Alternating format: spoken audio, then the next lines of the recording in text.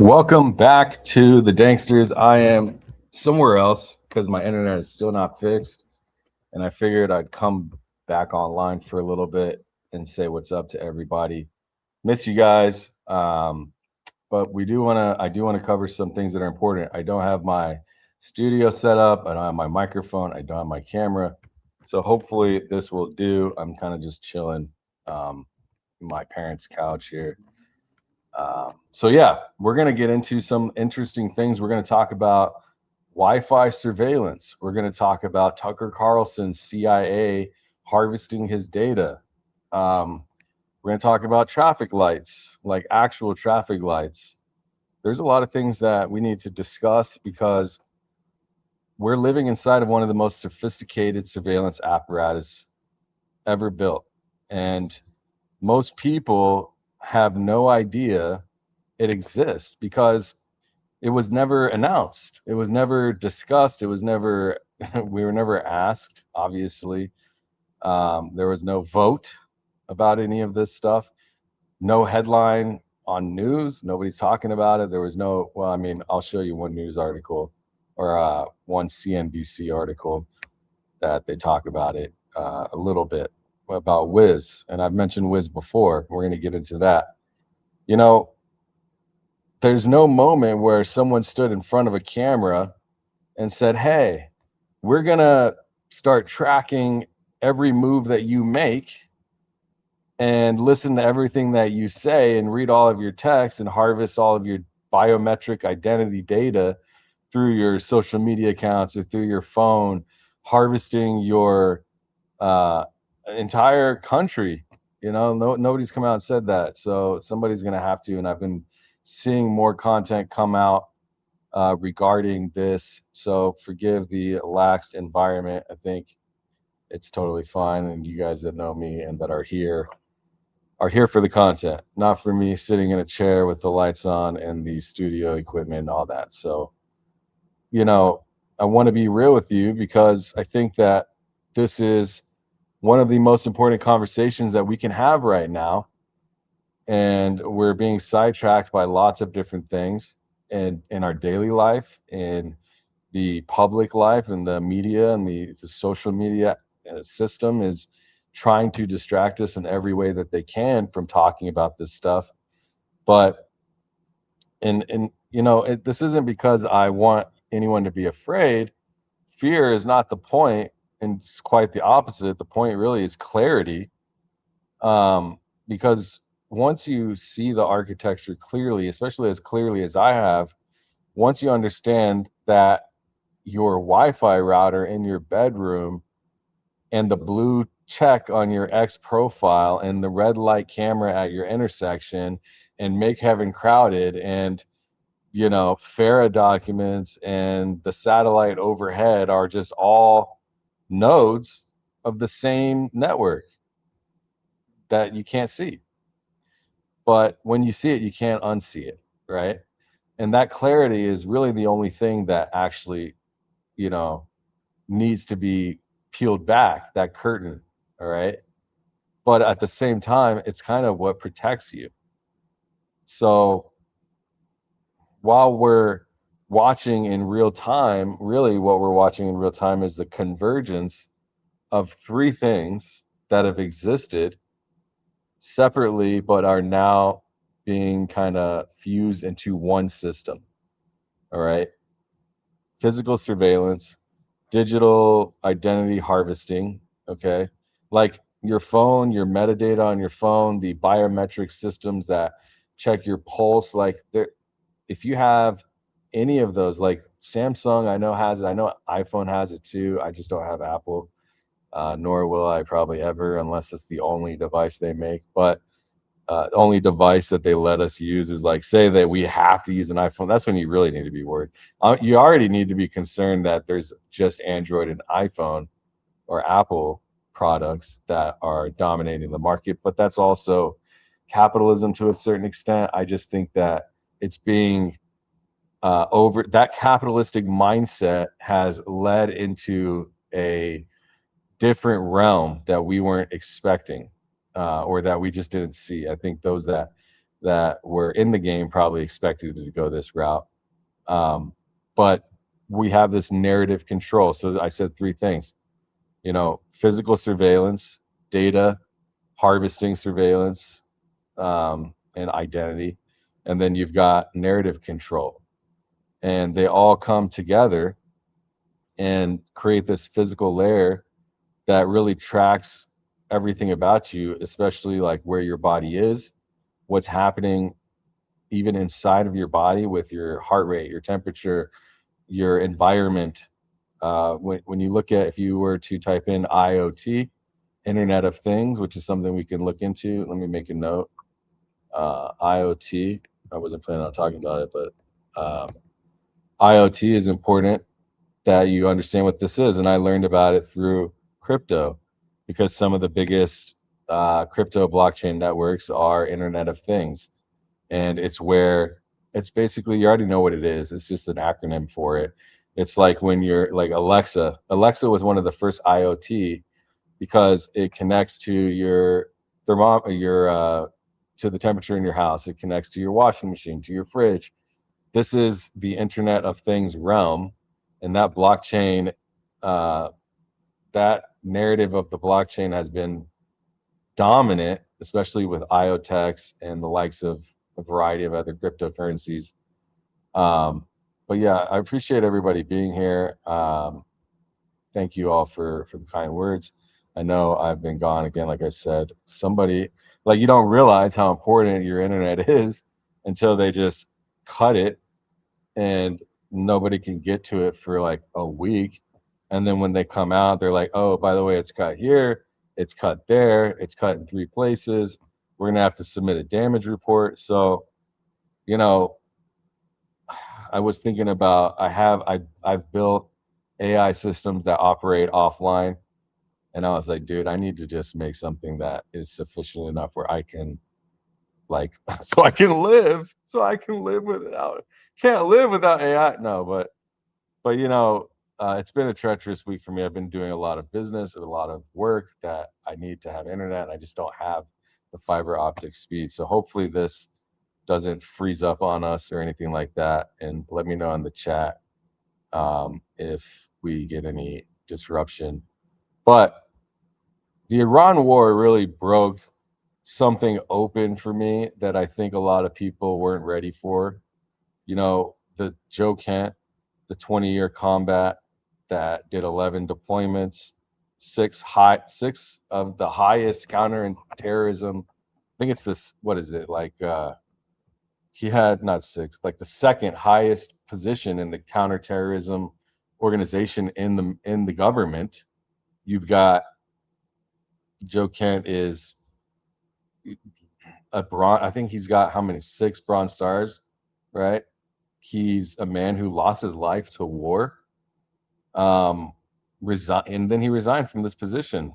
You know, because of the fact of that, he, like, if somebody in his position says these things about why we are at war and who we are at war with and why, like all of this stuff, in the position that he's in underneath Tulsi Gabbard and with his experience in military combat, I think that we should listen to that. And I talked to someone today, I forget, maybe it was Bays. I think Bays was saying, I'm surprised that people were still talking about it. And I think it's very good and important that we are still discussing what Joe Kent is saying, because he speaks for all of us. Not only that, he put his life on the line for all of us. Okay, Joe Kent, if you don't know, recently resigned. I'm sure most of you here are on this, but the thing, well, and I'll address this, Starlink is not fast enough. Starlink is slow. Okay, I need high-speed internet that's not that, unfortunately. I wish I could. I looked at Starlink when the internet went down for me, and I was like, it's not fast enough. So Joe Cannon's an American hero, right? Just like Michelle said. So we need to take these things and realize that there are people speaking for all of us. I don't have that large of a platform, although we do get some great viewership here, and all of you are, I've said this before, the ones that are here are the ones that are most important, because you're the ones that have the ability to get this message out because there are not many people converging the information, building and showing how this stuff works, and then actually conveying it out to an audience. And as we grow in size, and as I share this message, and as I make people more aware, hopefully we can raise the awareness of levels that we've never seen when it comes to surveillance, the surveillance state, the operations at work behind the scenes that are right in our faces, like the camera traffic lights. Um, but again, I think that Charlie Kirk's assassination, whatever you believe about it, it has changed the way that we all see the world. And I think that we are actually in, like Ian Carroll says, we are in a lot more control than we might think. Think about what Joe Kent sees on YouTube, on X. Think about what he knows on the inside. If everybody in the country was saying this is a good thing and this and that, that we should be at war, do you think that he would make the same move and be so public about it? Hopefully. If we were so propagandized to the point to where we're just all in, hopefully. But we need to get to a point to where we have those people in place and not leaving. And the problem is he has to leave most likely because he knows there's no ability to make a change. The problem though is once somebody in that position leaves, it gives space for an even more radical person with the same or worse agenda to influence exactly what we don't want. And that's the rub that I have. However, I understand because I've never been in that position. I do not know what it's like to be in Joe Kent's position, but I can only imagine it's not good, especially if you have no impact or the ability to make any changes. So that's unfortunate. But when it comes to the Charlie Kirk, you see how so many people have come together. You also see how many people have been driven apart. And it's almost like the Red Sea has been parted, and we can see on each side of the sea who is actually an American and who's not. All right. Put a one in the chat if you agree with me that you feel like you have been able over the last 6 months to identify Americans better than ever before today. Because I personally feel that not only is it the Charlie Kirk thing, it's the files, all right? It's Israel that we've been seeing a lot of division over, and there are stats and data of anti-Semitism actually increasing year over year. You know, who was it that said, damn, I wish I remembered who said it. But they said the guy of the ADL, he was coming out and speaking on anti-Semitism, and he was saying that in 2024, anti-Semitism, like I think globally, was 24% of people had a disfavorable, an unfavorable position towards Israel. Then they measured 2025. I think these are the years, and he said that it's increased to like 47% or something like that. And one thing that I noticed, well, I'll say what this person said first. They said, well, it's if you were a CEO of a company, like the leader of the ADL, basically the spokesperson or whatever his position is, CEO, I don't know. I have no idea. But the person that we've all seen with the bald head, and we'll probably get into some of it. If you were responsible for a company and their percentages doubled in a negative direction, wouldn't you get fired? Like, how can you sit here and say, oh, anti-Semitism has doubled when that's your responsibility is to actually cut it in half? So my answer to this is that, well, if you keep broadening the scope of what is, and like it's not ever what is not, it's only what is anti-Semitism, right? So if you keep broadening the scope, they literally just said that Joe Kent is an anti-Semite. Like, bro, what are we doing here? Right? They literally said anti-war with Iran is anti-Semitism. How fucking crazy is that? Let's since I keep going back to Joe Camp, maybe we should hop on this. I think James Lee made a good video regarding this. So let's take a look at this right here. This is a huge bombshell story. We've talked about it from the very beginning, that we've been lied into the war with Iran, and now we have that confirmation. All right, top counterterrorism official Joe Kent resigned this morning. Make sure we have audio and stuff. We're good, right? Yeah, it looks like we're good. Over Trump's war with Iran, and says that Iran posed no imminent threat. He's the #2 guy behind Tulsi Gabbard, who is the director of national intelligence. Which, by the way, Tulsi, oh my God, what the hell happened to her? Anyway, let's go ahead and read his letter. He says, quote, after much reflection, and this is to President Trump, I have decided to resign from my position as the director of the National Counterterrorism Center effective today. I cannot in good conscience support the ongoing war in Iran.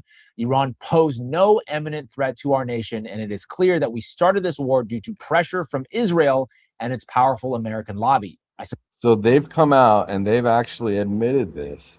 You know, Marco Rubio and all of them, they've said it was a preemptive attack on Iran because we know that Israel was going to do it. They didn't give us a choice. You know, not only did Israel not give us a choice, but neither did our government. Neither did they go and pass it through Congress. And allowing this to just happen and saying, oh, well, the president has all of these decisions to make and it's one all be all, that's it, is not how this system is supposed to work. And don't you ever forget that the government works for us. We pay them, okay? They take it from us, but we pay them. We don't have to pay them. If you don't have a W-2 job and they don't force it out of your check, you don't have to pay them. But people pay them because they're falling in line with whatever they've created this government to be. However, we pay them. Don't forget that. Okay, this is like the crux of our government, is that no taxation without representation. Well, where is the representation for us in this?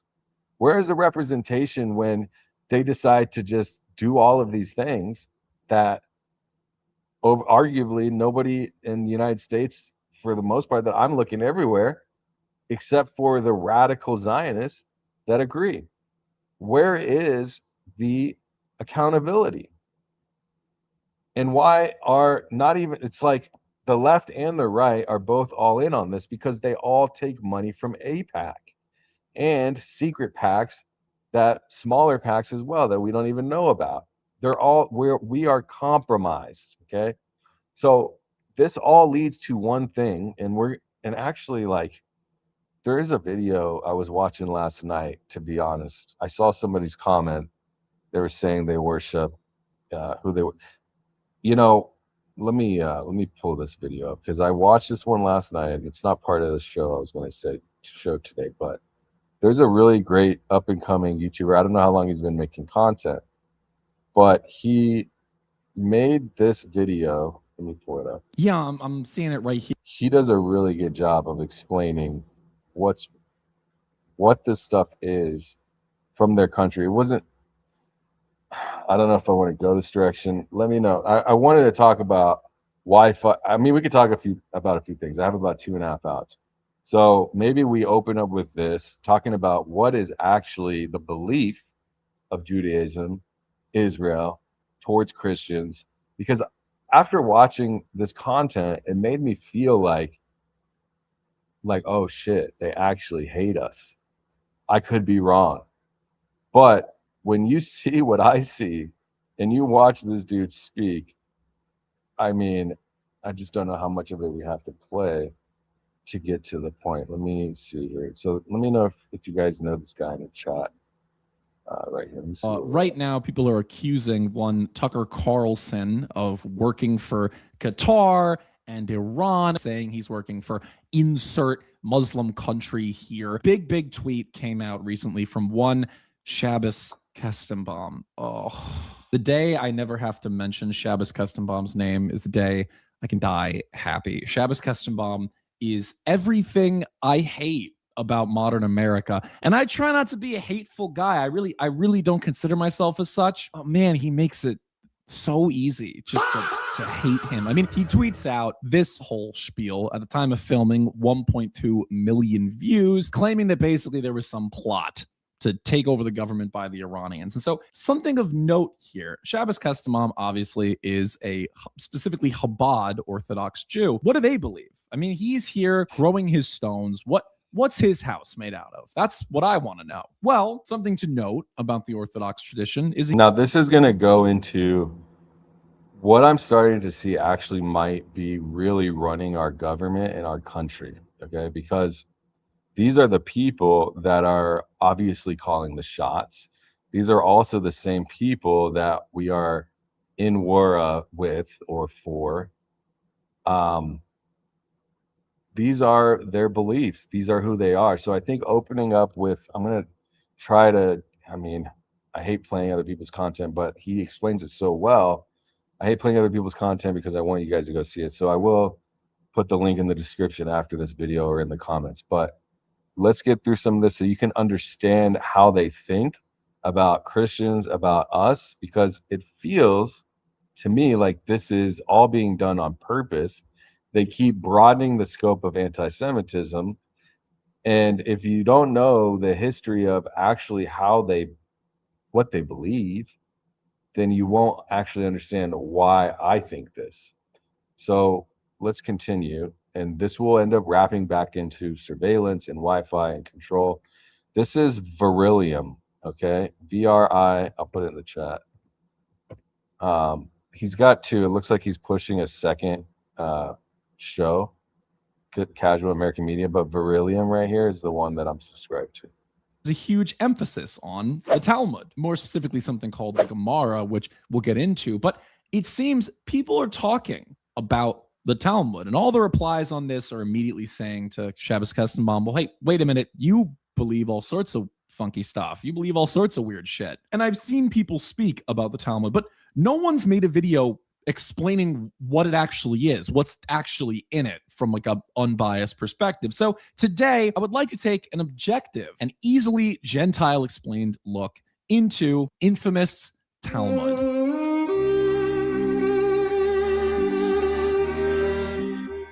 Now, let's be clear about what we're talking about when we say Talmud. People think the Talmud is just a book that you can go buy.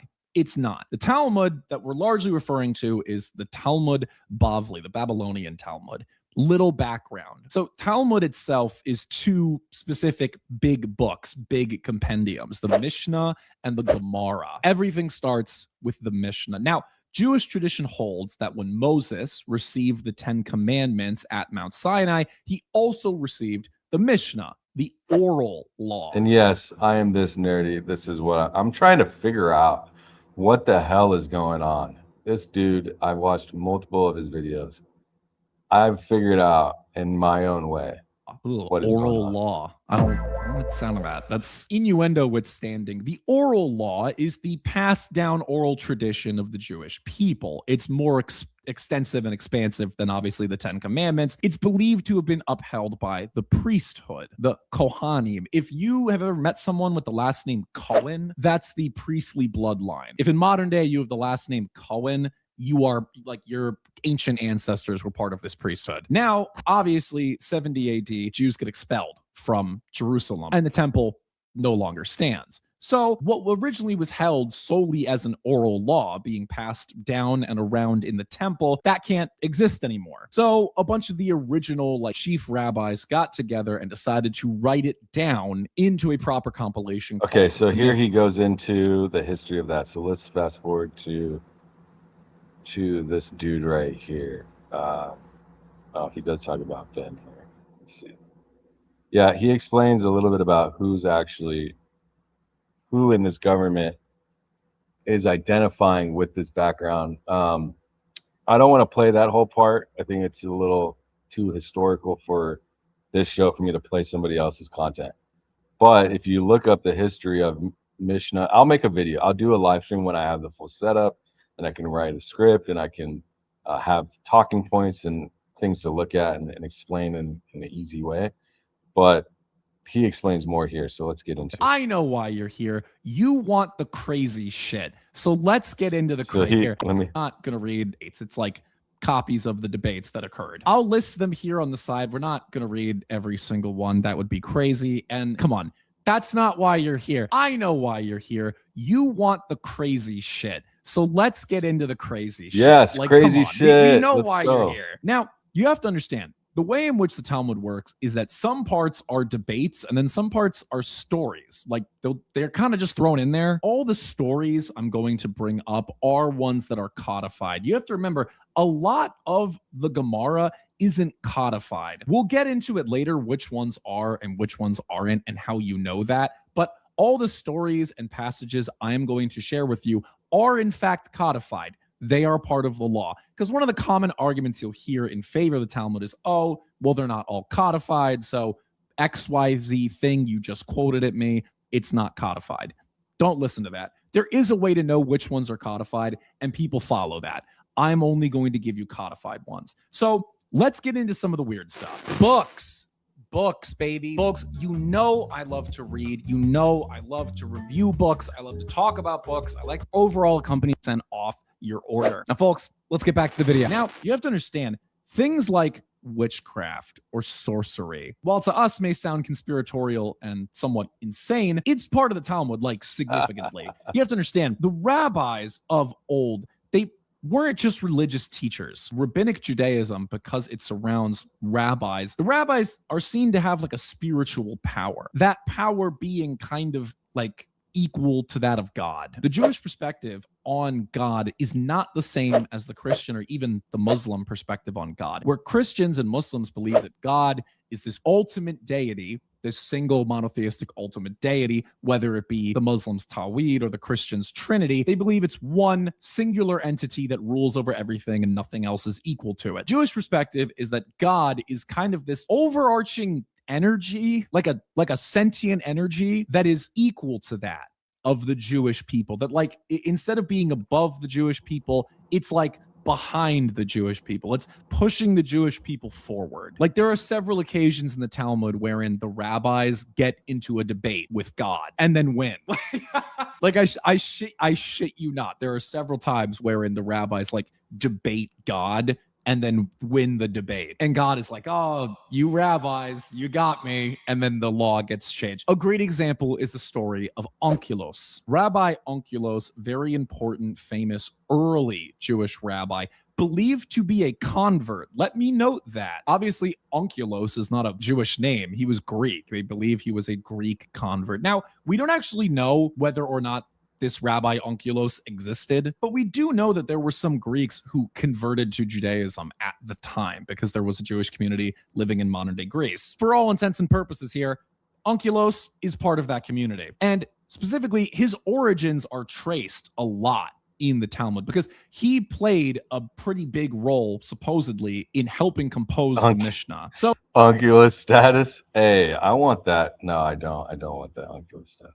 They tell his origin story in the book in grave detail. Onkelos, the son of Titus's sister, wanted to convert to Judaism. He went and raised Titus from the grave through necromancy and said unto him, who is most important in that world where you are now? Referring to hell. Let me note, hell and the afterlife is real in Judaism. You might hear a lot from like Reform Jews that there is no hell in Judaism because it's not directly mentioned in the Old Testament. There absolutely is hell in Judaism. They talk about it a lot in the Talmud, like a lot. They call it Gehenna. It's actually where Arabs get the word Jahannam from, in reference to the valley of Gehenna, a real place on earth where the Israelites used to burn their trash and like shit. So he says, who's most important in the next world? Like who's honored in heaven? Titus said unto him, the Jewish people. Onkelos asked, should I then attach myself to them here in this world? Meaning, should he become Jewish? Titus said to him, their commandments are numerous, and you will not be able to fulfill them. It is best that you do as follows. Go out and battle against them in that world, and you will become chief. As it is written, her adversaries have become the chief, which means that anyone who distresses Israel will become the chief, meaning like a great leader in the world. Onkelos said to him, but what is the punishment of that man in the next world? Meaning, how do you... This is crazy. Like, when you see what they believe is hell, how it actually is related to being a human in certain ways, which I'll explain when he goes through it. The logic behind it doesn't sit with me because they humanize hell. You'll see. You get punished if you do that. That which he decreed against himself as he undergoes the following. Every day his ashes are gathered, and they judge him, and they burn him, and they scatter him over the 7 seas. So they torture him. They pick him up, judge him every day. And every day they go, yeah, you're guilty, and then scatter him into ashes again, and then send him into the ocean. That's the punishment that Titus received for fighting the Jewish people. Onkelos then went and raised Balaam from the grave. Okay. This name right here. Through necromancy. Balaam, let me note, is a demon. If you're a Christian or a Muslim, you believe that Balaam is like a demon. He said unto him, who is most important in that world where you are now? Balaam said to him, the Jewish people. Onkelos asked him, should I then attach myself to them here in this world? Okay, we know, we get it, okay? Balaam said to him, you shall not seek their peace or their welfare all the days. Onkelos said to him, what is the punishment of that man? Balaam said to him, he is cooked in boiling semen, as he caused Israel to engage in licentious behavior with the daughters of Moab. This is again in reference to the story of the Bible, Book of Numbers, with Balaam. Now, here's the big one. All of you have been waiting for this. I know this is the one you're thinking of. Onkelos then went and raised Jesus the Nazarene, Jesus Christ. Let me note, he is referred to throughout the Talmud several times as Jesus the Nazarene, or Jesus of Nazareth. This is, again, mind you, Christ means Messiah.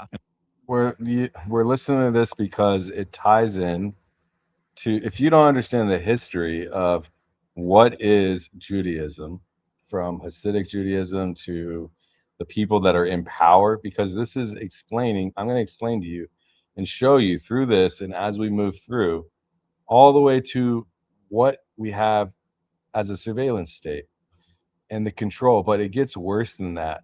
Okay, I believe certain things that I want to get through this so you understand. It's kind of a funny freeze frame, but why this is all happening. And if you learn a little bit about what they actually believe about us, as if you're a Christian or not Jewish in any regards, what they believe about us and where we're going, okay, you won't understand my logic around what I'm thinking now. And obviously Jews don't believe that he's the Messiah, but he gets mentioned as Jesus the Nazarene, which is to say, Jesus, that guy from Nazareth. Jesus said to him, their welfare you shall seek, their misfortune you shall not seek. For anyone who touches them is regarded as if he were touching the apple of his eye. Basically, he's warning Onkelos, saying, I touched them, I messed with them, don't do it.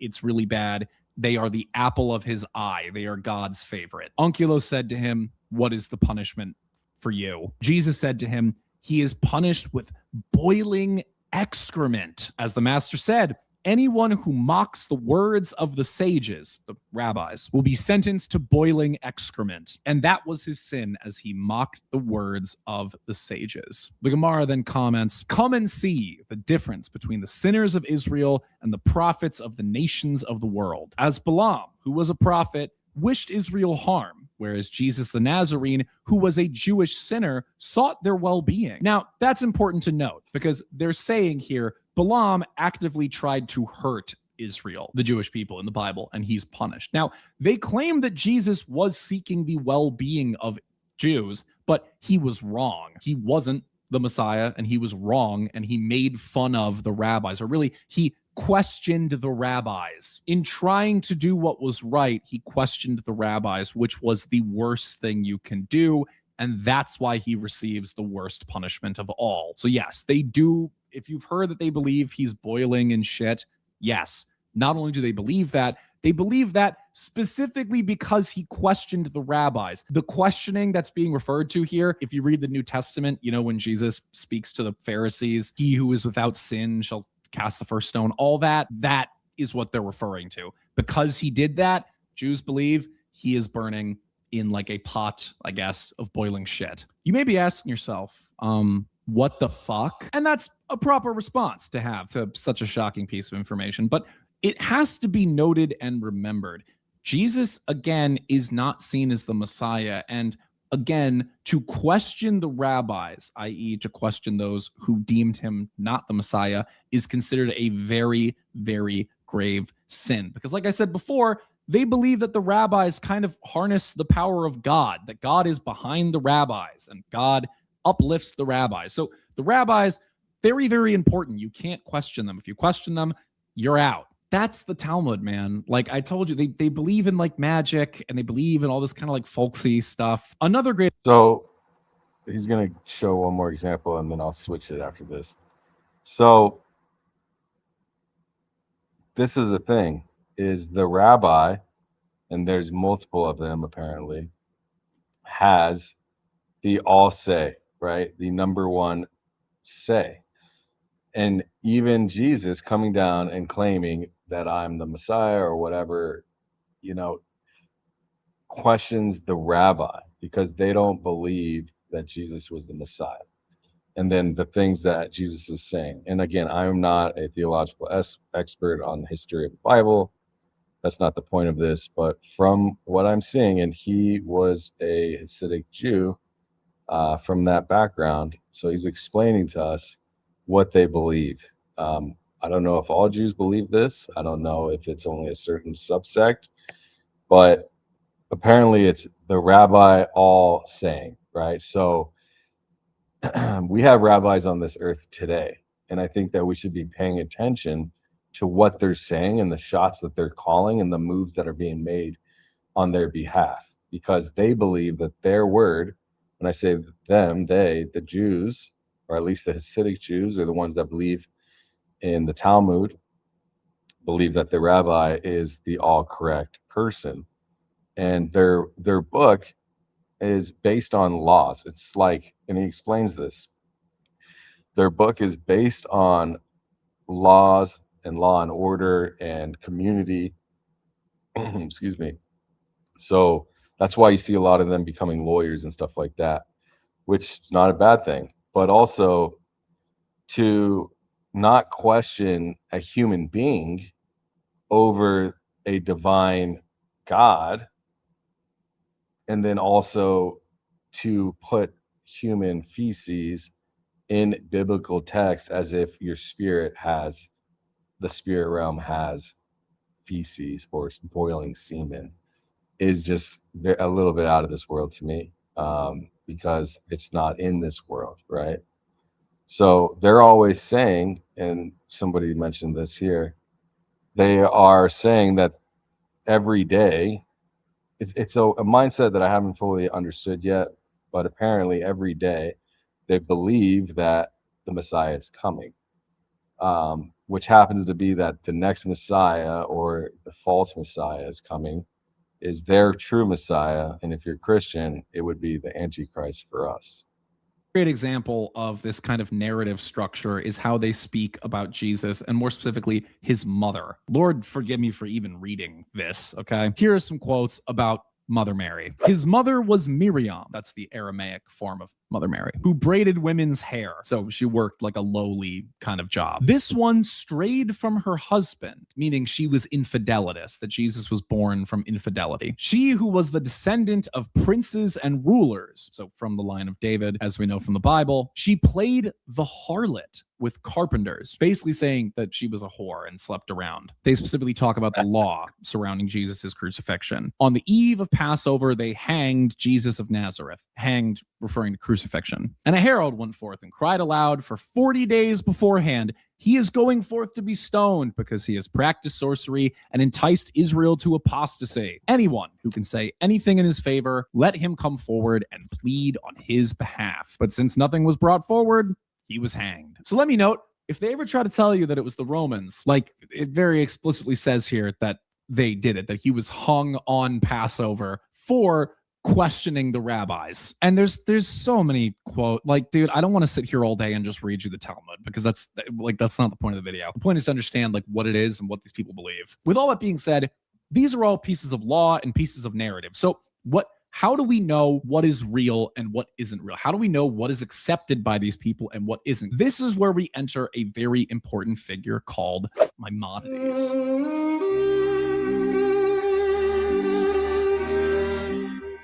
Quick background, Maimonides was a guy who lived in Muslim Spain. Jews during Muslim Spain were very wealthy. They basically became like the arbiters of wealth pretty quickly. He quickly shows off his talents as a rabbi. He can speak several different languages. He's very smart. He probably was autistic. Let's just be honest. Like if you read his writings, like this is a guy who could memorize like huge passages of text. He moves to Egypt and he begins his life's work, a book called the Mishneh Torah. That's confusing, right? Because we've talked about the Mishnah. This book is not the Mishnah. It's just called the Mishneh Torah, which literally means teachings on the Mishnah. Now, again, it's not the Mishnah. The Mishnah is this really, really old book from 200 AD. Maimonides, he lived in Muslim Spain, so the early 12th. So he's going to get into Maimonides. And the way that they talk about Jesus, because this person is highly regarded, okay, Maimonides, and he'll explain it, but it'll give you, thank you for the membership. Thanks for joining and being a part of this. Honeybees, good to see you. I appreciate that. The work is important, and I'm glad that you're here. Maimonides, I believe that the way that they see Christians, okay, these particular Talmudic reading Jews, it seems to me that they believe also the same thing that this person that he's about to explain will happen and wants us, what they need to say about us, how they need to believe about us in order for them to be cleansed of their even mentioning the word Jesus Christ or even talking about this person or us that believe in that person. It is so offensive to them that they have to actually curse it afterwards. 12th century. Now, the Mishneh Torah, this is the book that everyone agrees upon. You have to understand, Maimonides is considered the most important Jewish thinker ever. Right now, there are like hospitals named after Maimonides, most famously Maimonides Children's Hospital. And the reason is because he made this book, the Mishneh Torah, where he managed to compile everything and give a definitive answer. This is approved, this is Jewish law, and this is not. And everything I've read so far was approved by him. So what exactly did he believe? Maimonides was most famous for his sheer disdain for Christians. It cannot be stressed how much Maimonides fucking hated Christianity and specifically hated Christians. I'll give you some quotes from him. In the Mishneh Torah, Law of Kings 11:4, he writes, Jesus of Nazareth, who imagined that he was the Messiah, was executed by the court. He caused Israel to stumble and destroyed many. May his bones be crushed. Every single time that he refers to Jesus in the Mishneh Torah, he follows it up by saying, may his bones be crushed. Like every time. This is because Maimonides believed if you said the name Jesus, it had to be used as a curse. You can't use it as a name. This is actually why you don't meet Jews today with the name Yeshua or Yehoshua or really any of the forms of Jesus in Aramaic or Hebrew. It's because the name, according to Maimonides, is a curse. It's like a slur. And so anytime he refers to Jesus, he follows it up by saying, may his bones be crushed, meaning may he be tortured in hell. Another big part of the Mishneh Torah is called the Birkat Hamanim. The Birkat Hamanim is one of the blessings in something called the emitter. Mind you, the emitter, these are blessings that are recited 3 times a day. 3 times a day. And the Birkat Hamanim is one of them. Birkat meaning blessing, ha meaning on, and minim meaning the infidels. Mind you, blessing, it makes it sound like it's, when we think of blessing, like a good thing, blessing just kind of means like a prayer. And so it can be used in the negative. It honestly, it'd make more sense in English to call it the curse of the heretics. Here's what it says in English. For the apostates, let there be no hope, meaning those who left Judaism, and uproot the kingdom of arrogance speedily in our days, referring to Rome or referring to like Christian kingdoms. May the Nazarenes, that's the Talmud word for Christian, because like I said, they don't call him Christ because they don't believe he's the Messiah. They don't refer to Christians as Christians because that means to follow the Christ. So they call Christians Nazarenes, meaning people who follow the guy from Nazareth. May the Nazarenes and the infidels, minim, perish as in a moment. Let them. So they in their book, the Talmud, okay, or in the Maimonides or whatever, Mishnah, Torah or whatever, Talmud, they are, I mean, let's listen to it again. And the infidels, meaning people who follow the guy from Nazareth. May the Nazarenes and the infidels, minim, perish as in a moment. Let them be blotted out of the book of life and not be written together with the righteous. You are. That's what is in their holy book, right? So when we start looking at history, Bolshevik, when we look at what happened, and nobody wants to see people killed, right? At least I don't condone any of that. But if they're expressing this type of disdain for anybody that's not them, right?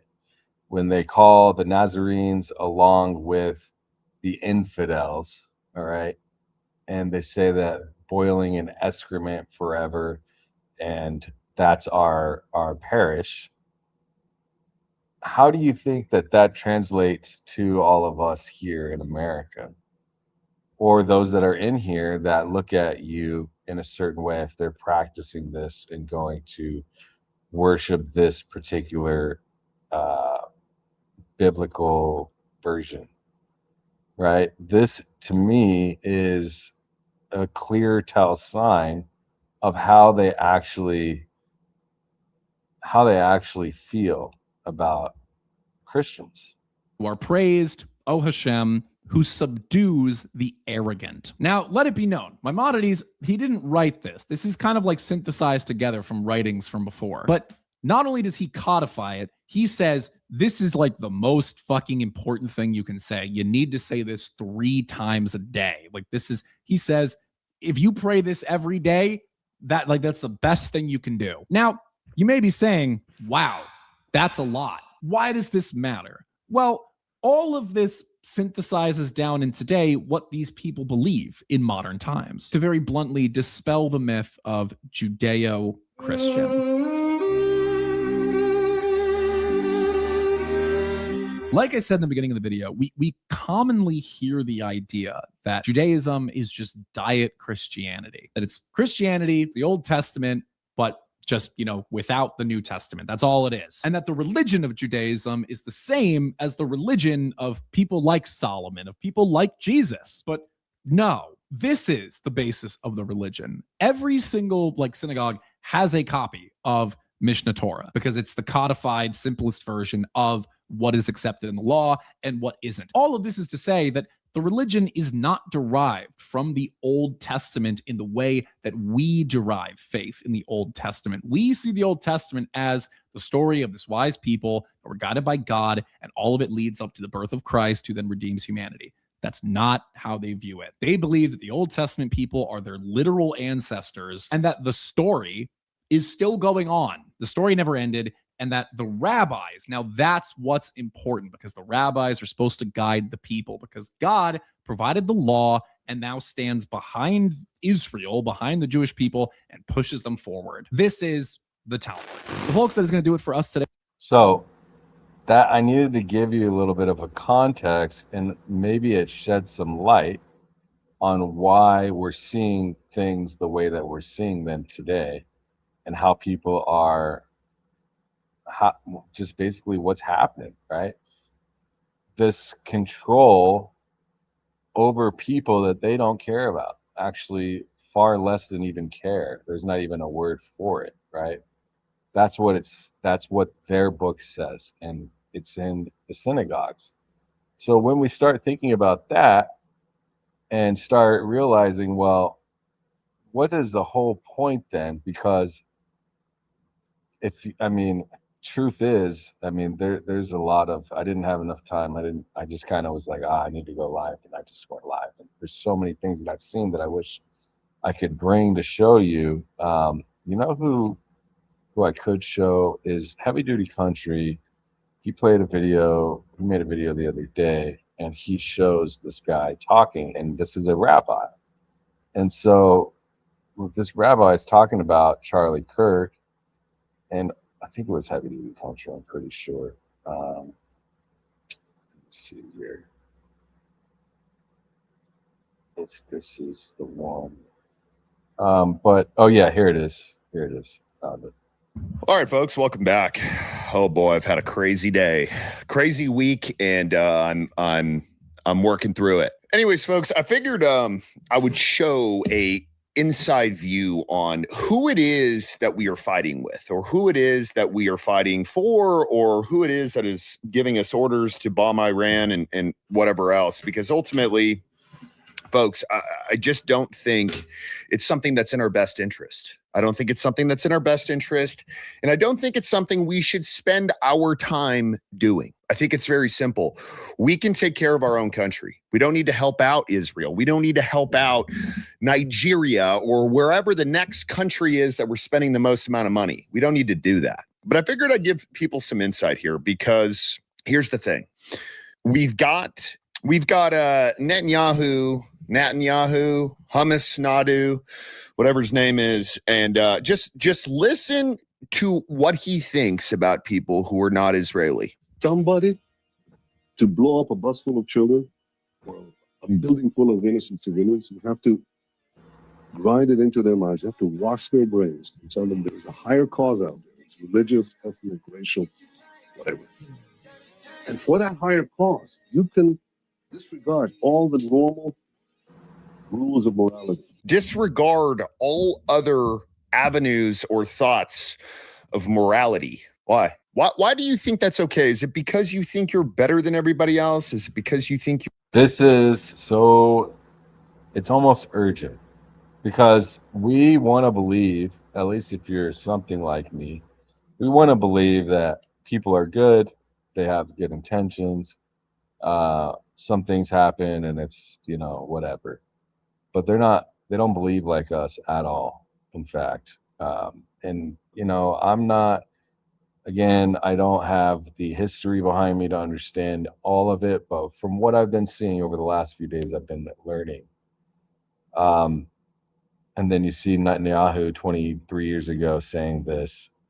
They're willing to justify scale of deceit, destruction, and just straight horror, because it serves some higher purpose for them, and it's only for them, right? So anything else that we're being told, excuse me, when it's, oh, we need to do this for that, for other people to help them, or they don't believe that. It's all bullshit to feed us and manipulate the goodness in Christians and the goodness in others that aren't of their faith to get us to do what they want. All right. That's what it is. And everything else, that country is a secular state. It's not a religious state. And they don't believe in a higher being. They believe that they are also of that higher being, and it is their responsibility to guide others. Okay. So in some of my research that I've done, they actually believe that our souls are just aligned as the same as animals. All right. So when we start piecing all of this together to understand, well, why are we feeling like nothing matters that we say? Our words don't matter. All they care about is us not slandering them, us disagreeing with them, broadening the scope of anti-Semitism. Why? Well, it's because they're trying to get us to a point, I believe, to radicalize so much to push against them, because they don't have the feeling inside to care if anything dramatic happens to us, like mass red rum, right? So if they can, and this is just a hypothesis on my end, if they can get us to a point to push back completely, then that gives reason to eradicate, all right, to destroy, all right, Gaza, okay? So if that's something that they have no issue doing, and they can raise enough anti-Semitism to get to the point of, well, fuck them, let's just, like, we got to get rid of them. Do you think that from what we've seen and the display that they've carried, do you think that they would have any issue creating a mass Christian genocide? Do you? I'm just asking. Let's put I'm going to put a poll up, and I'm going to say, if anti-Semitism gets to a point of no return, do you believe they would allow destruction? They would not, they would allow, they would welcome destruction. They would try to teach us better. Okay, so what do you believe they would, gets to a point of no return? What do you believe they would do first? There. These are the two options that you're going to get. If anti-Semitism gets to a point of no return, what do you believe they would do first? Do you think they would welcome destruction first? Or do you think they would try to teach us better? That way I can get a better understanding of how you all understand this, because I have my opinion, and I think that we can get there. You're God's chosen people. Is that what it is? Because I'm a little bit confused right now. I think morality needs to be the main driver in every aspect of life, not just, oh, I go to church on Sunday or I pray a little bit. No. Morality doesn't go out the window just because a war's going on or because you want to have some level of a psyop. But everybody's talking about false flags. I think we're going to have one soon, to be honest. I don't think it's going to be this, oh, Israel is this great country who is not bombing schools or is not bombing the only Catholic church in Gaza. And then here is a rabbi, and he's out of New York. And this dude is just a peach. He is a peach in terms of what he thinks of Christians and what he thinks of people who are not. Remember what we said, what we learned about rabbis, okay? They are equal. They are the top, okay? So you have this rabbi speaking in this way. So they all follow their rabbis. It's like the Pope in Catholicism, all right? Or even higher than Christ, okay? They believe that the rabbi is higher than Christ. And actually that Christ is just boiling in human feces. I don't know, Israeli. We've got quite a few clips because Thank you. I'm glad you recognized. I had to give you the background to move forward, right? So you can understand. I just feel like people need to understand what exactly we're at war for here. To me, I would pretend that one missile came from Iran and shoot it down. Shoot it down into the Dome of the Rock in Al-Aqsa. Destroy what's on what the Israelis call the Temple Mount and blame the Iranians. Is it beyond imagination that in the fog of war, maybe one of those missiles hits the Dome of the Rock, or we're told that it did? The Al-Aqsa complex is just vaporized. Oops, the Iranians did it. Then we have this debate. It's like a hospital bombing in Gaza. Who did it? Well, it was a boom. You know, I'm going to address this one. I think we all find it ridiculous. You're not the only one. Like, it's kind of crazy that religion has driven a war, right? Like, when did religion make world-changing decisions in the new age, right? I think it is ridiculous. I think that the way that they like treat other people based off of their holy Bible in such a negative and condescending way, I agree. I don't disagree. Tina.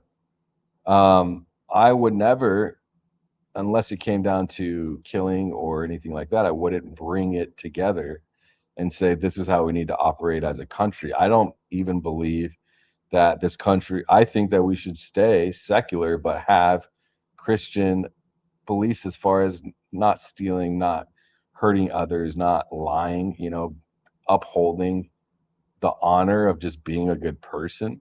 But I don't think that the country should actually be run through religion. I think that there should be Christian principles, but those principles should stretch across all humanity.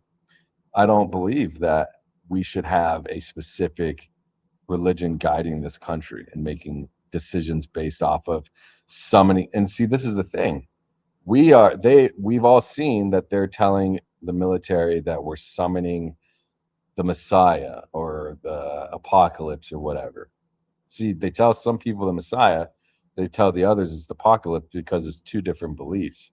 If the Messiah comes in Christian reality, then that's actually the apocalypse because it's a false Messiah. If it comes in Judaism, then it's actually the Messiah and whatever happens then.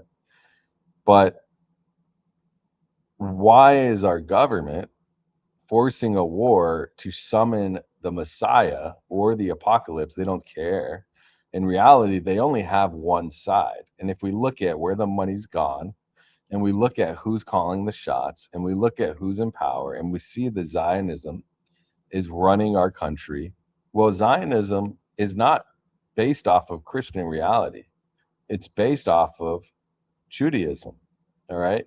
They might call themselves Christian Zionists, but actually that is just a cheat word for I actually believe in Judaism. Now, they might believe in Christ. See, this is the thing where it gets confusing. Christian Zionism is just that they believe in Christ, but they also believe in the Messiah and summoning this to do all that. I don't know why they would want to govern our world around summoning the destruction of it and think that they can actually do it. Like, you have to understand, I think this is all silly because I don't think that they have the control or the ability to actually summon anything. It's just a bunch of bullshit for money. But that goes to show you that they're using religion as a weapon, as propaganda to get you to believe certain things. The heifers, and it's all a show. All right. Whether it's biblical or not, they are using that biblical text as a reason to get us on a certain side. Booster from a Hamas rocket. Well, how do I know? I wasn't there. All we know is it's gone. Oh, so sorry. Could that happen? Oh, yeah, it could happen. And what happens then? Global religious war. That could happen. Guys, the commodities super cycle is currently underway. JP, customer of speaking of gold and silver, I bought a bunch yesterday. I encourage you guys to do so. 4514. Okay, why don't we listen to some more from this guy? American Goy or Goya, if they are religious in Christianity, they are more wicked than someone that is secular. It's very interesting. What the hell? Someone who follow a man-made book and admire JC and follow the New Testament claim. They won't even say his name. They can't say his name. You understand, right?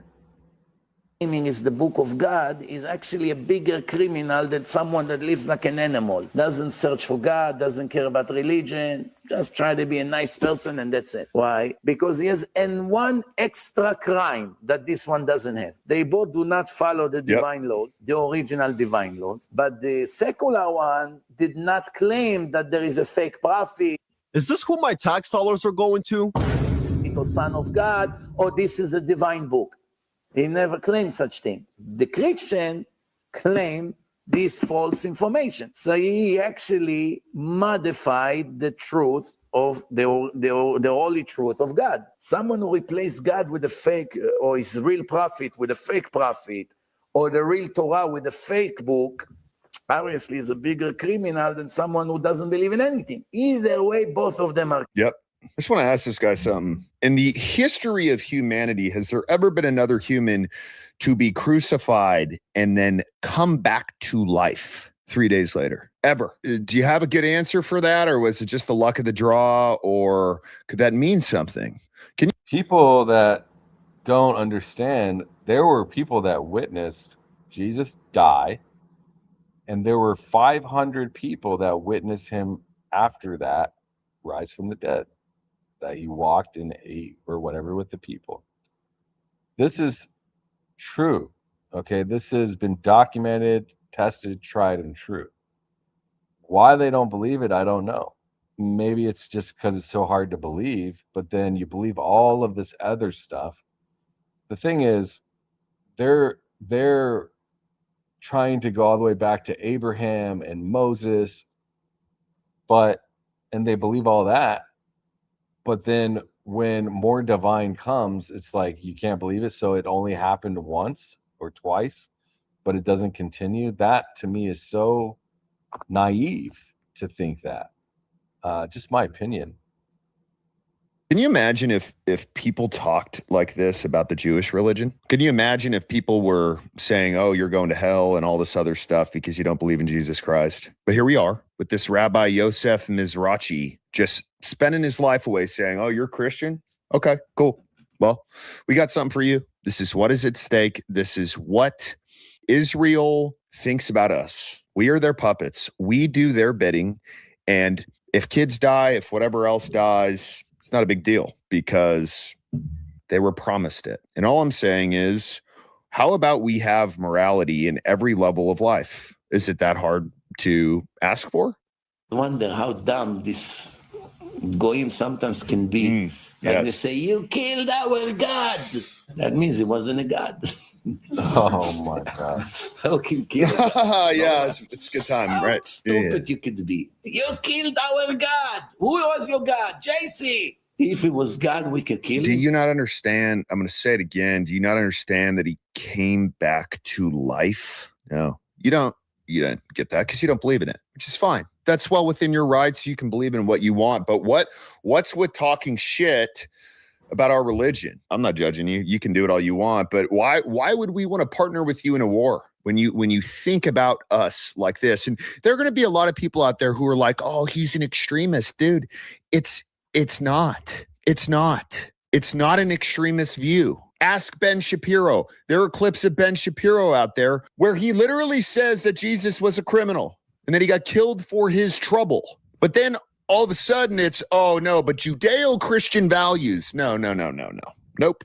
Now, folks, I don't know who killed Charlie Kirk still. I'm still kind of confused. But the way this guy talks, it's starting to point to a group of people. And I'm going to leave it at that. One way or the other, this Charlie Kirk, even though he was good to the Jews, good to Israel, he had good values.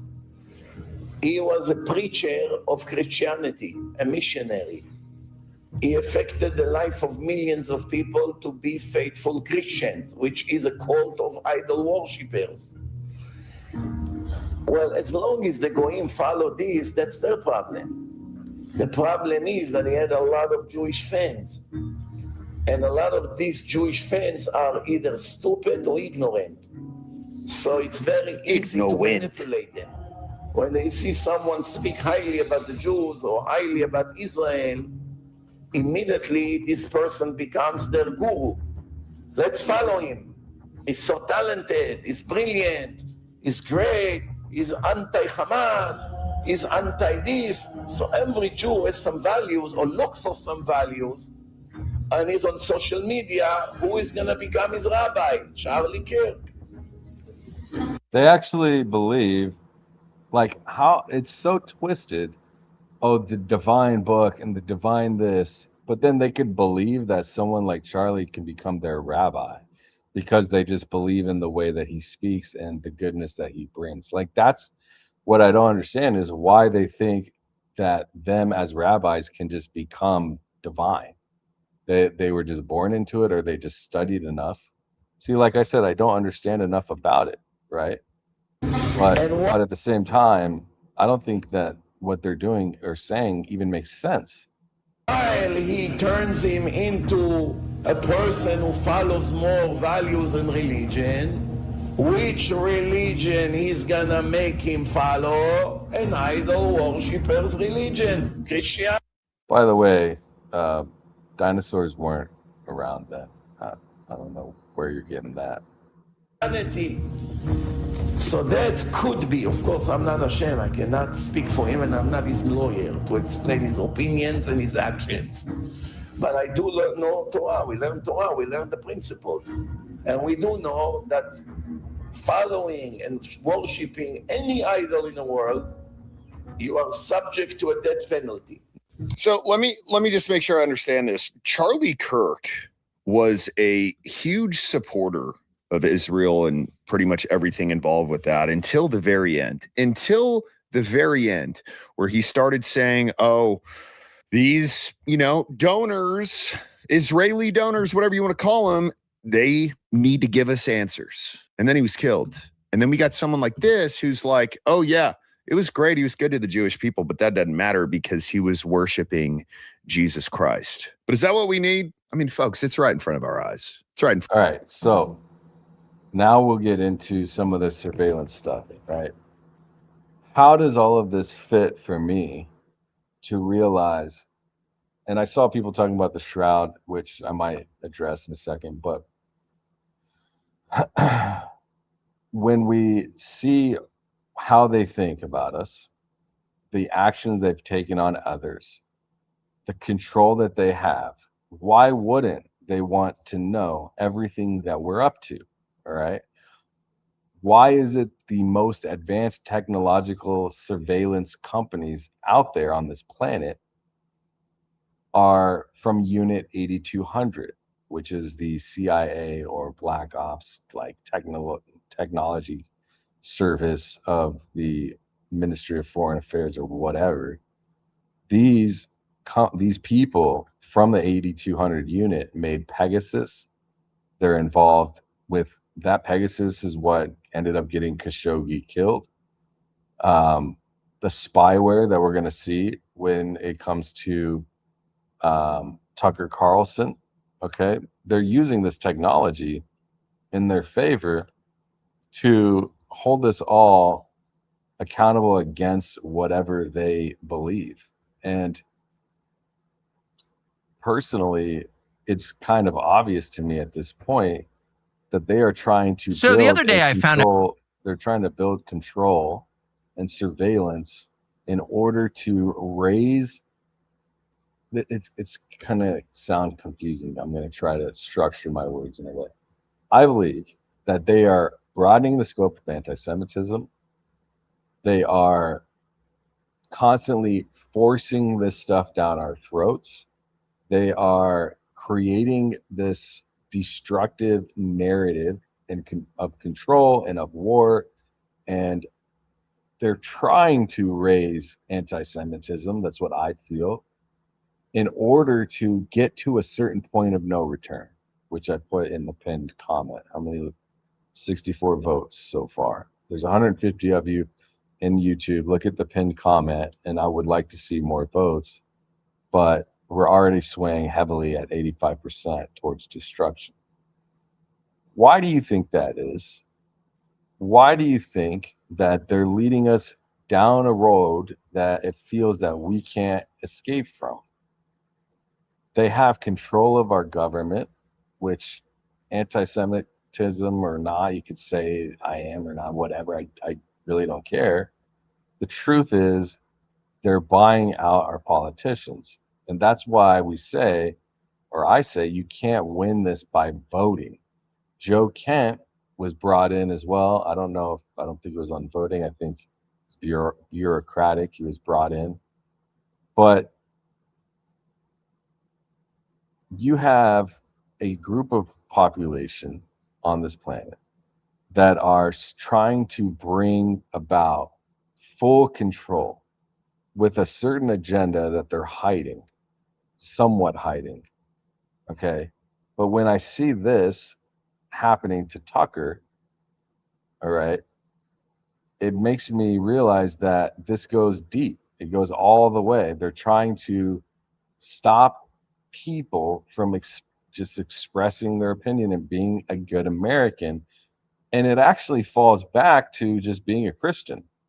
If Tucker Carlson was Jewish, they wouldn't be doing this to him. I guarantee you.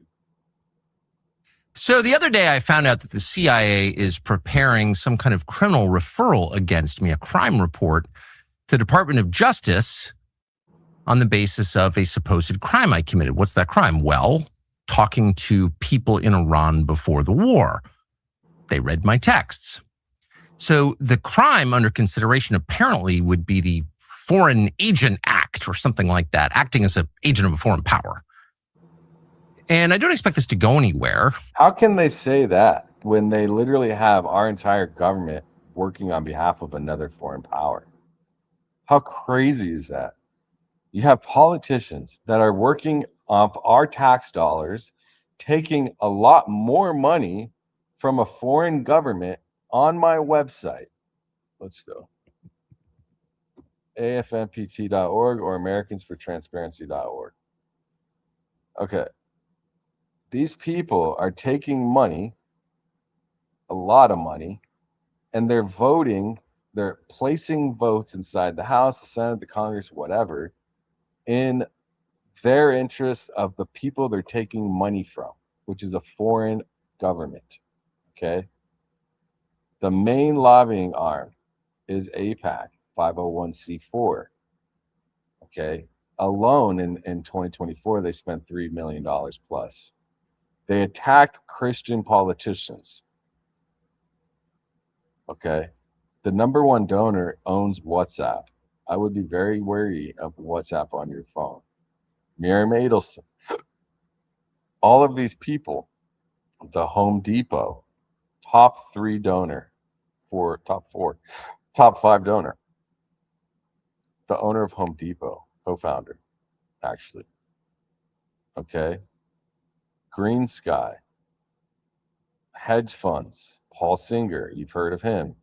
Media networks, they're advertising executive. Okay. They all have an agenda. And they're taking this money and they're pouring it into people against their agenda. All right. Bowman versus Latimer. They spent $15 million and they barely won 58 to 41%. Jamal Bowman is speaking out against AIPAC. And they literally spent $15 million to raise up a lobby to basically divide against him and to attack him. And they did this in the Bush versus Bush versus Bell. I mean, there's endless cases of how much money they've spent, okay, against Nina Turner.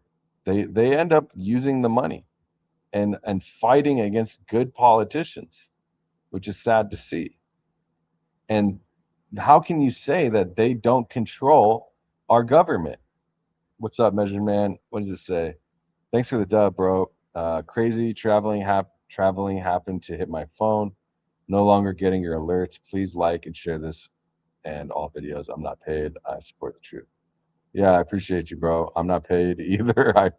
All I do is I get paid from you guys and YouTube, and then the work that I do outside of this, and my companies too that I operate. But yeah, we have to spread the word and share the message of understanding where we are with these people. And I say these people because what else should I say? Like, this group of people is buying out control of our government. How much longer are we going to go and allow this? And the reason they keep doing it is because we keep paying them. We keep voting them. If nobody showed up to the polls and nobody paid their taxes, they'd act up real quick. I'm telling you, they would act up real quick. You know, thanks for the super, bro. It means a lot. It's good to see you. So just remember this. They are trying to hold Tucker accountable for communicating with somebody in Iran, all right, when they have AIPAC. Why every American should care. This is not about Israel. This is about our country. I don't even like to call it a democracy. It's a republic. AIPAC's super PAC spent $15 million in a single House race to defeat an elected representative. They endorsed hundreds of election deniers and anti-abortion candidates. Their top donors include Republican billionaires funding a Democratic super PAC to pick which Democrats get to run. It's not about left versus right. It's about agenda. It's about getting what they want. All right. That's it. So they'll pay a Democrat, even if they are a Trumper forever, in order to not get a Republican elected because he doesn't take money from AIPAC. And then you have this guy, this poor dude right here, Tucker, one of the most American people that we probably have in this country. I'm not too worried about an actual criminal case against me for a bunch of reasons. One, I'm not an agent of a foreign power. Unlike a lot of people commenting on U.S. politics and global affairs, I have only one loyalty, and that's the United States, and have never acted against it. Its interests are the only interests I care about because I'm from here and I have a lot of kids. So that's not a concern. I've also never taken money from anybody. Don't need it, don't want it, and that's provable. Tucker is rich already. He's got money, family money, long money, old money. He doesn't need any of this stuff. And then he also made all those millions on Fox and media, mainstream media. So I thought for a minute maybe he was paid by Qatar, but then after I did some research, I realized he doesn't need the money, and why would he take it? He's not a trader. I can't speak on his inner workings, but to me, he's an American. And he speaks on behalf of all of us that are out here yeah, his dad was CIA. I know that. But again, like I said, he's shown he's not, that we know of. He's shown nothing but truth. And actually on the behalf of his own detriment. He could easily align with the war. He could easily align with the public politics and lobbying and all the shit that they're doing, but he doesn't. And he's putting himself in danger. And what's more American than that, speaking the truth, when the truth is the least popular thing to speak, like what I'm doing. So as an American, as a Christian, it's not a political identity to just say, like, Christian or political identity, to just be a good person and know the truth and want to speak it. Whether you're CIA or whether you're FBI or whether you're not, I mean, it doesn't matter to me. What matters to me is that you're speaking the truth. And that's what Tucker is doing. And moreover, it's my job to talk to everybody all the time and try and figure out what's happening around the world. That's literally what I do for a living. And I'm not going to stop doing that, nor should I don't think. I'm also an American. I can talk to anybody. I have no secrets to divulge. So legally, I think the case is ludicrous, and I doubt it'll even become a case. I'm bringing this up for a couple of reasons, though, and they're pretty obvious. One is that countries tend to become more authoritarian in wartime. It's just the nature of war. People are dying. The stakes are high. People's emotions have risen to a very high point, to a crescendo. And so there's much less tolerance for any kind of dissent in the homeland. The irony, of course, is the United States fights wars on behalf of freedom, but there's always less of it here in our country during war. So that's a widely recognized phenomenon, and it's likely to happen now too. Another point to make that is worth knowing is that the USIC, the intelligence agency, spy on Americans. Now, you probably knew that, and it's been revealed a lot, including by Julian Assange and Ed Snowden, both of whom are threatened with death for revealing it, but everyone knows. But it's probably a little more widespread than most people understand, and it's outrageous. There's no justification for your government, which you own, you're a shareholder in it, you pay for it, to be violating your privacy like this. But it happens all the time. And in fact, one of the reasons that... This is where we start getting into the private. I'm going to show you guys some things you may have not seen after we finish this. They're using devices you never would have thought. Maybe some of you know, some of you don't. What's up, bro? Good to see you. So whenever we listen to this, we have to think a bigger picture because it's not just our cell phones. CIA or people within CIA, just to be clear, it's a huge, sprawling, disconnected agency. What it does in a specific case doesn't represent what everybody in the building thinks, but there are some people who are mad at me for my views about Israel, and they have some latitude. And one of the reasons they pass on criminal complaints, in effect, to law enforcement is to justify warrants for spying on Americans. So that is an absolutely real thing. But the main reason they do it is to leak the existence of the investigation, such as it is, to the media, and then humiliate and terrify the subjects of this op. And that's, of course, happened to me repeatedly, many times, including in famously 2021, when I was still at Fox News and trying to set up an interview with Vladimir Putin. And the NSA, I heard from someone there, had grabbed my text messages with an American citizen and had leaked them to news outlets. Those texts were basically my attempts to set up an interview with the foreign head of state, and they leaked them to the New York Times in order to stop the interview, which they successfully did, by the way. And they admitted that they were spying. I mean, this is not a fantasy. It actually happened. They did it again 2 years later. My second attempt to get a Putin interview, I managed to get it anyway, and they've done it since. And so when you get a call from a reporter who knows the contents of your texts, it's pretty clear something's going on. None of this, in my judgment, as of right now, is a huge threat to me. So I'm not making this video to complain about it or whine or ask you to send me money because I'm under attack. I'm saying it because it's true, and you should know what your own government is doing, and you should know what the stakes are. And you should know that a lot of what happens in this country that affects outcomes happens behind the scenes. Some of it is legal, some of it is not, including what I'm describing now. But it has an effect. And the intel agencies, again, not everyone in the intel agencies, because there are decent, hardworking Americans who work in the intel agencies are Americans, just like there are decent, hardworking Americans who work at the DMV.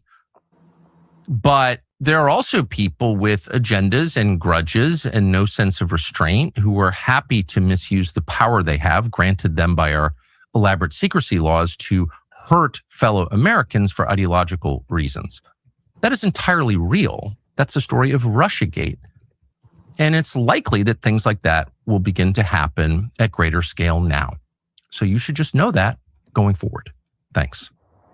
So now we're seeing they're trying again to close the gap on freedom, surveillance, and our personal devices. All right. Let me read this super. Measure Man, what's up, bro? Hey, thanks again. Another 20. I appreciate you. I need you, and I appreciate that a lot, bro. I appreciate you for the dub. Yeah, he says, yes, it's crazy. And when I look at all of this, and as a veteran and someone who watched a car pull up, doorbell ring, 2 Marines, flag, and I couldn't get dressed fast enough, Mom answered, I still hear screams. Jeez, bro. That's terrible to hear. I can only imagine. I don't have the full context, but that's 2 Marines. Yeah, I'd like to hear more about that. You should come on the show sometime, bro. When I have more time, maybe if you want to come on and talk, I'd love to hear more from you. I'm sorry to hear that, dude. I can't even imagine. I'd like to hear the whole story, but only if you want to talk about it. Thanks, bro. God bless your family and you. Damn, that's terrible. So how do you want me to move on from that, bro? How do you want me to move on from that? All right. Let's see if I can pull this up here. When we think about mass surveillance, we have to think about what they're doing and how long they've been trying to do it for. There's a PDF I have right here. Let me pull it up. I'm working with one monitor, so forgive me for all of the messiness trying here. So this was written in 2022, computer vision and pattern recognition. And then there's a PDF here somewhere, text PDF. Advances in computer vision and machine learning techniques have led to significant development in 2D and 3D human pose estimation from RGB cameras, LiDAR, and radars. However, human pose estimation from images is adversely affected by occlusion and lighting, which are common in many scenarios of interest. Radar and LiDAR technologies, on the other hand, need specialized hardware that is expensive and power intensive. Furthermore, placing these sensors in non-public areas raises significant privacy concerns. To address these limitations, recent research has explored the use of Wi-Fi antenna for 1D sensors for body segmentation and key point body detection. This paper further expands on the use of Wi-Fi signal in combination with deep learning architectures commonly used in computer vision to estimate dense human pose correspondence. We've developed a deep neural network that maps the phase and amplitude of Wi-Fi signals to UV coordinates within 24 human regions. The results of the study reveal that our model can estimate the dense pose of multiple subjects. By utilizing Wi-Fi signals as the only input, this paves the way for low-cost, broadly accessible, and privacy-preserving algorithms for human sensing. So, you're going to get blown away. I'm telling you, this has been happening, and we're going to start breaking the thread on this because my surveillance content, especially on X, has exploded. It's important because it's not easy to break it all the way down. And also the fact that I can code or vibe code or quickly on the fly with ideas or bring out the information in a visual manner, like in some of the content that I've made before. I think this is important, and this helps further actually the investigation of what I'm doing. This is a new video, came out a week ago. Let's check this out. I haven't watched this yet, but I've run the transcript and I've looked at this, and the person's name is Bilawal Sidhu, is a creator. I saw he created some content showing that he was building something that I thought was interesting. I started following his channel. But a builder, a lot like me, I think, in just a different way. I think he has some accreditations and stuff, working for larger companies. Been doing this longer than me, so. Your Wi-Fi router can already detect when somebody walks through your home. Not with a camera, not with a sensor you bought, just the Wi-Fi signal bouncing off your body. All right, so here's how this works. Your Wi-Fi router is constantly sending out radio waves at about 5 gigahertz. These waves, of course, bounce off of everything. I'm talking your walls, your furniture, and of course your body. And when you move through your home, those reflections change in ways that are really, really specific to what moved and how it moved. Your router already tracks something called channel state information, or CSI. It's basically how the router optimizes the signal between itself and all your devices. But CSI also encodes the shape and movement of everything between the router and your devices. And of course, that includes you. Xfinity figured this out. They shipped this feature called Wi-Fi Motion to every customer with one of the newer gateways. I'm going to interrupt here real quick. This reminds me, because I want to say this, I wanted to talk about this maybe in a video. Don't you think, like, I do know that they own certain VPN software companies, okay? Boston, Israel. They obviously know how to use them, all right? Don't you think that even after the Charlie Kirk situation and Baron Coleman bringing out the fact that the Google searches are showing this, don't you think that they would just use a VPN? Or do you think they want us to know that they're doing this, that they're searching for this information? Don't you think that they wouldn't just use a VPN? It would show Google that is showing up somewhere else. A VPN is a virtual privacy network that you can use that will show you a different location. Let me see if I have one on here. Can you guys see this if I bring it up? This extension right here? Yeah, I think you can. So VPN, I could literally choose. Let me see if it shows. Oh, you can't see the extension. Maybe you can. Oh, you can't see it.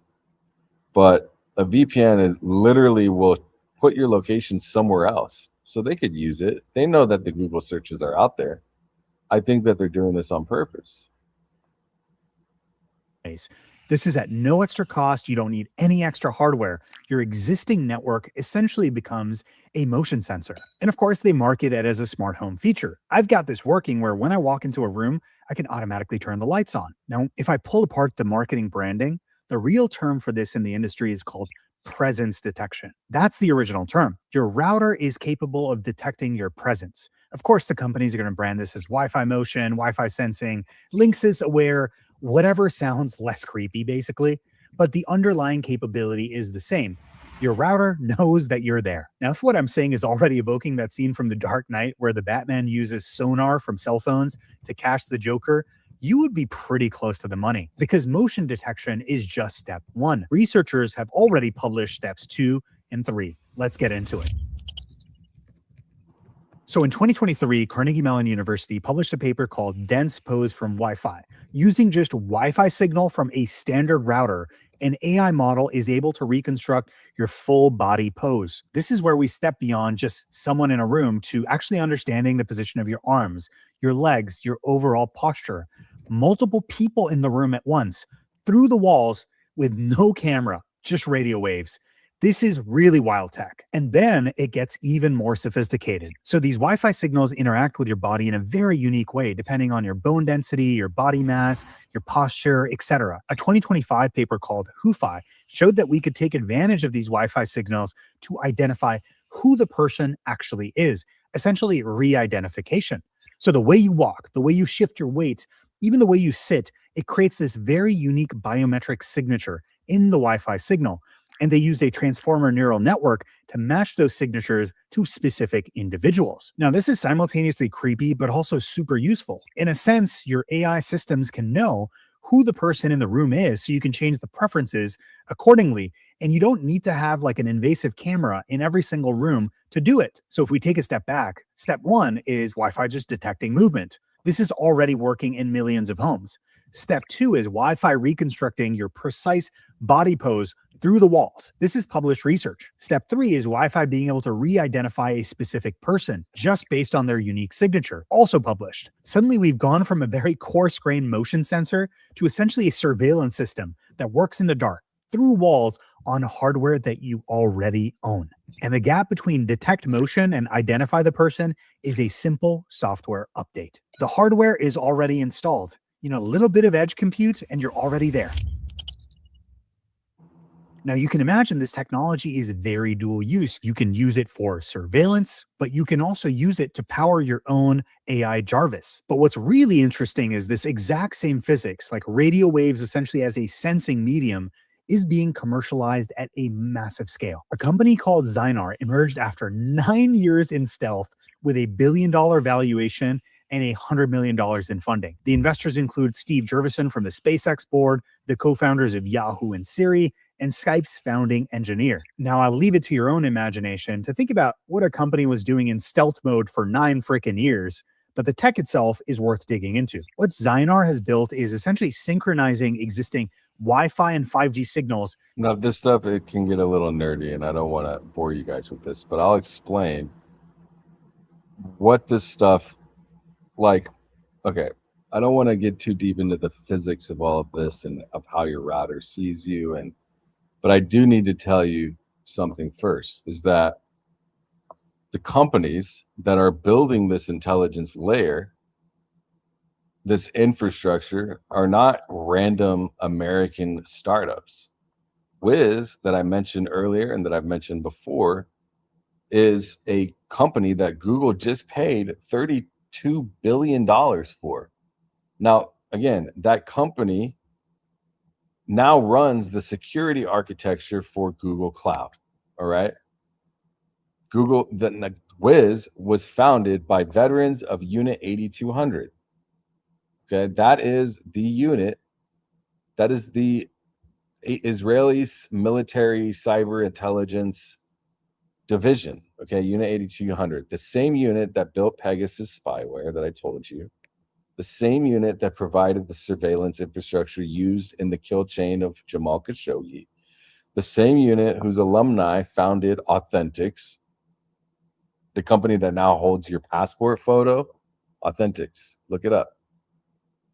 Your facial scan, your government ID from where you verify your X account, it's all from the same place, Unit 8200. The Wi-Fi sensing capability that we're walking through is a physical layer. The data collection infrastructure I just told you about is the intelligence layer that sits on top of it. Understanding how the physical layer works is how you understand what the intelligence layer is actually collecting about you and telling them, and how and what they can do to use it, what they can use it for. So this has been documented in peer review research since 2013, and almost nobody really knows it exists. I see a few of you in the chat saying this isn't new, and yeah, I know. That's why I said this is how long it's been around for in the beginning, right? And I want you to think about something for a second. Right now, in your home, there is a device, in my home, in the home I'm in, and all the homes that have internet and Wi-Fi. It's not plugged directly into your computer, and that's it. The router is a device that knows when you walk into your bedroom or from your bedroom to the kitchen this morning. It knows how long you stood at the counter. It knows when you sat down. It knows the rhythm of your breathing while you sleep at night. It can tell the difference between you and your spouse by the way you walk across the floor. That's what I'm showing you. That's what this document that I showed you, the PDF, we can go back to it. If I can find it here, this one right here. Let's see if yeah, here it is. This one right here. I'll put the link in the chat. You're all out of bubble gum. I'm sorry. I mean, this explains all of it, and this is where my research is coming from, right? And it probably deserves its own whole entire show, which we'll do soon. But again, it has been doing this for as long as you've had your Wi-Fi turned on, and you never opted into this without a single notification asking you or anything like this. Maybe there's something in some fine print somewhere, perhaps, maybe, allegedly, but I haven't seen it anywhere. Does this come with your Wi-Fi infrastructure as paperwork inside your router? I wonder. Probably not. So it's your Wi-Fi router. And what you need to understand is that I'm not speculating. I'm showing you the paperwork. I try not to speculate best I can, because I work off receipts. I'm connecting these dots from some paperwork, some research paper. It's not that I haven't verified. I've verified it. And I'm telling you that what is in published peer-reviewed academic literature, what is in corporate privacy policies, hopefully, and what is in like the firmware changelog of hardware sitting in hundreds of millions of Americans' homes right now is a real thing. All right. It's been real. So your router is constantly broadcasting radio waves. All right. Every second of every day, those waves essentially fill every inch of your location that you have the router in. Okay. And what they do is because of the waves and the way that they pass through the walls, they bounce off of your furniture, they reflect off of your body. And the thing is that most people, almost everyone for the most part that hasn't looked into this, they do not understand the intensity of what this has been scaled into. Every time those waves interact with something physical, they change. The signal that leaves your router is not the same signal that comes back to it, essentially, if that makes sense.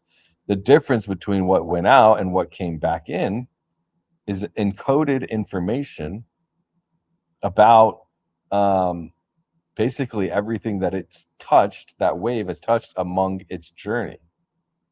All right. And I'm looking at the chat, getting distracted. What I remember when we first got our Alexa 1 year ago, my son asked it, how do you know when I come in the room when everything is still off? And it literally didn't have an answer, and that did not want to tell us. Yeah. So again, encrypted information flowing back into the Wi-Fi router. Why is it encrypted? Well, maybe that's a good thing for our security posture. I don't know. But again, your body, your movements, your position in this space, in any space that your Wi-Fi is in. And that goes to for any Wi-Fi. If you're at work, if you're at a coffee shop, if you're in any public location, they are gathering your physical biometric data through Wi-Fi. Your router, their router is measuring this. It has been measuring this. And it's what he said in the video, CSI, which is basically channel state information. Is an acronym for that.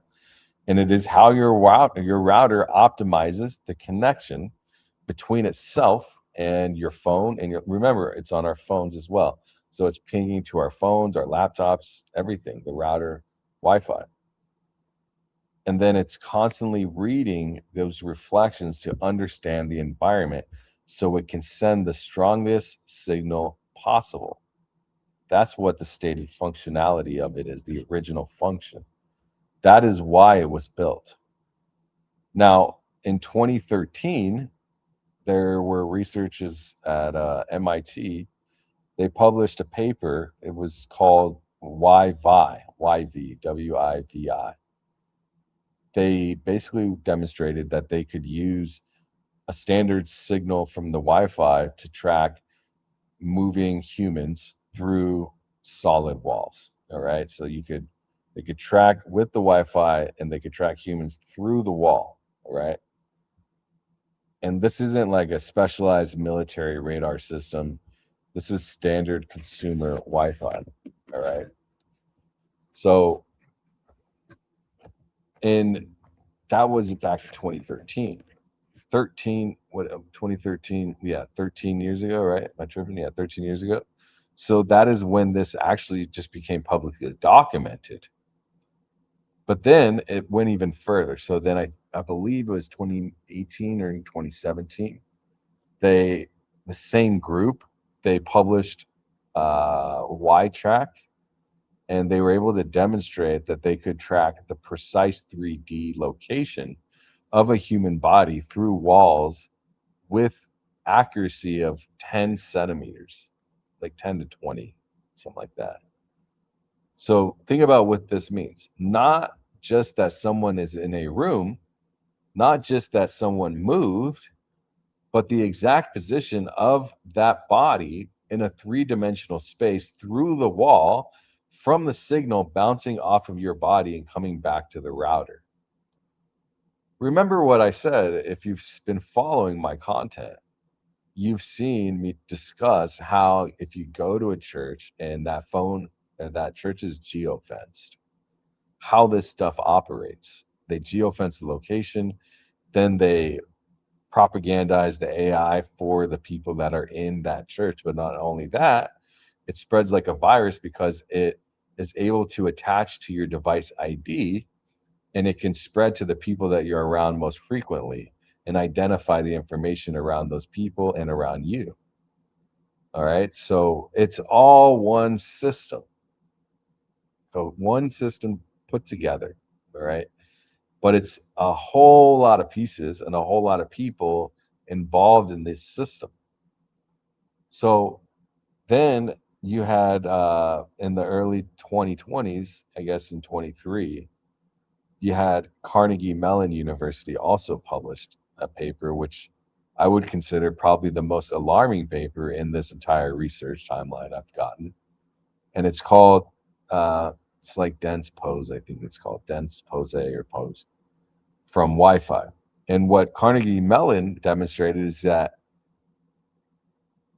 basically not even using it, just using anything like a standard Wi-Fi router and an AI model running on the back end, they can reconstruct your full body in real time, a full 3D rendering of your body. So not where you're, not just where your body was in the room, like your arms, your legs, your posture, whether you're sitting or standing or lying down, whether your arms are crossed or extended, the full skeletal map of your body drawn by radio waves through walls that are already on your hardware that you own. All right. So they can do this with multiple people at the same time in the same space. They can do it without a camera, without a microphone, without any device besides the Wi-Fi router. Now, stop for a second and think what this actually means, because I think most people might hear that and maybe file it under the, oh, well, this is tech research, and maybe just move on, part of your brain. But I need you to not do that, because you need to sit with what that means for your real life. And I've had to do that. If an AI model running on a server somewhere can reconstruct your full body position just from a Wi-Fi signal, it can know when you're in bed, it can know when you get up, it can know if you are alone or if somebody is with you. It can map the layout of your home by tracking where your body moves. It can detect patterns when you go to sleep, when you wake up, when you leave, when you come back, whether your daily routine changed, whether something unusual happened. All right. So not just much longer than last year, there was another paper that came out that took it another step further. And it was one that that you should probably really hear, actually, is why I want to talk about, is that they demonstrated that Wi-Fi could be based with re-identification. So what this means is not just that the system can track a human body. It means that the system can tell you which specific human body is being tracked. So they can do this by the way you walk, the way you demonstrate or distribute your weight, like say how you shift your stance, the way that your body moves when you breathe. All of it creates a signature in your Wi-Fi signal that is a unique fingerprint, I guess you could say. They use a transformer neural network, which is the same architecture that powers the most AI advanced systems in the world. And they trained it to match those movement signatures to specific individuals. Once it's trained, the identification, it really just takes a few seconds. So we can put the timeline together, and the progression tells you a story that most people have not really had it laid out this way, is that in 2013, you have Wi-Fi that can track humans through walls, moving humans through walls with public research, the published public research. 2018, Wi-Fi can match 2018, 2017, Wi-Fi can map your precise 3D location through the walls. Okay. 2023, Wi-Fi can reconstruct your full body pose in real time through walls, published research. And then in 2025, last year, Wi-Fi can identify which specific individual that it belongs to through the walls, published research. Now, that is 12 to 13 years of published academic documentation of a capability that goes from someone is moving in that room to we know exactly who that person is, where every part of their body is, and what they're doing, all from a device that every person in North America has plugged into their wall in the entire time, and into every place that they enter in as well.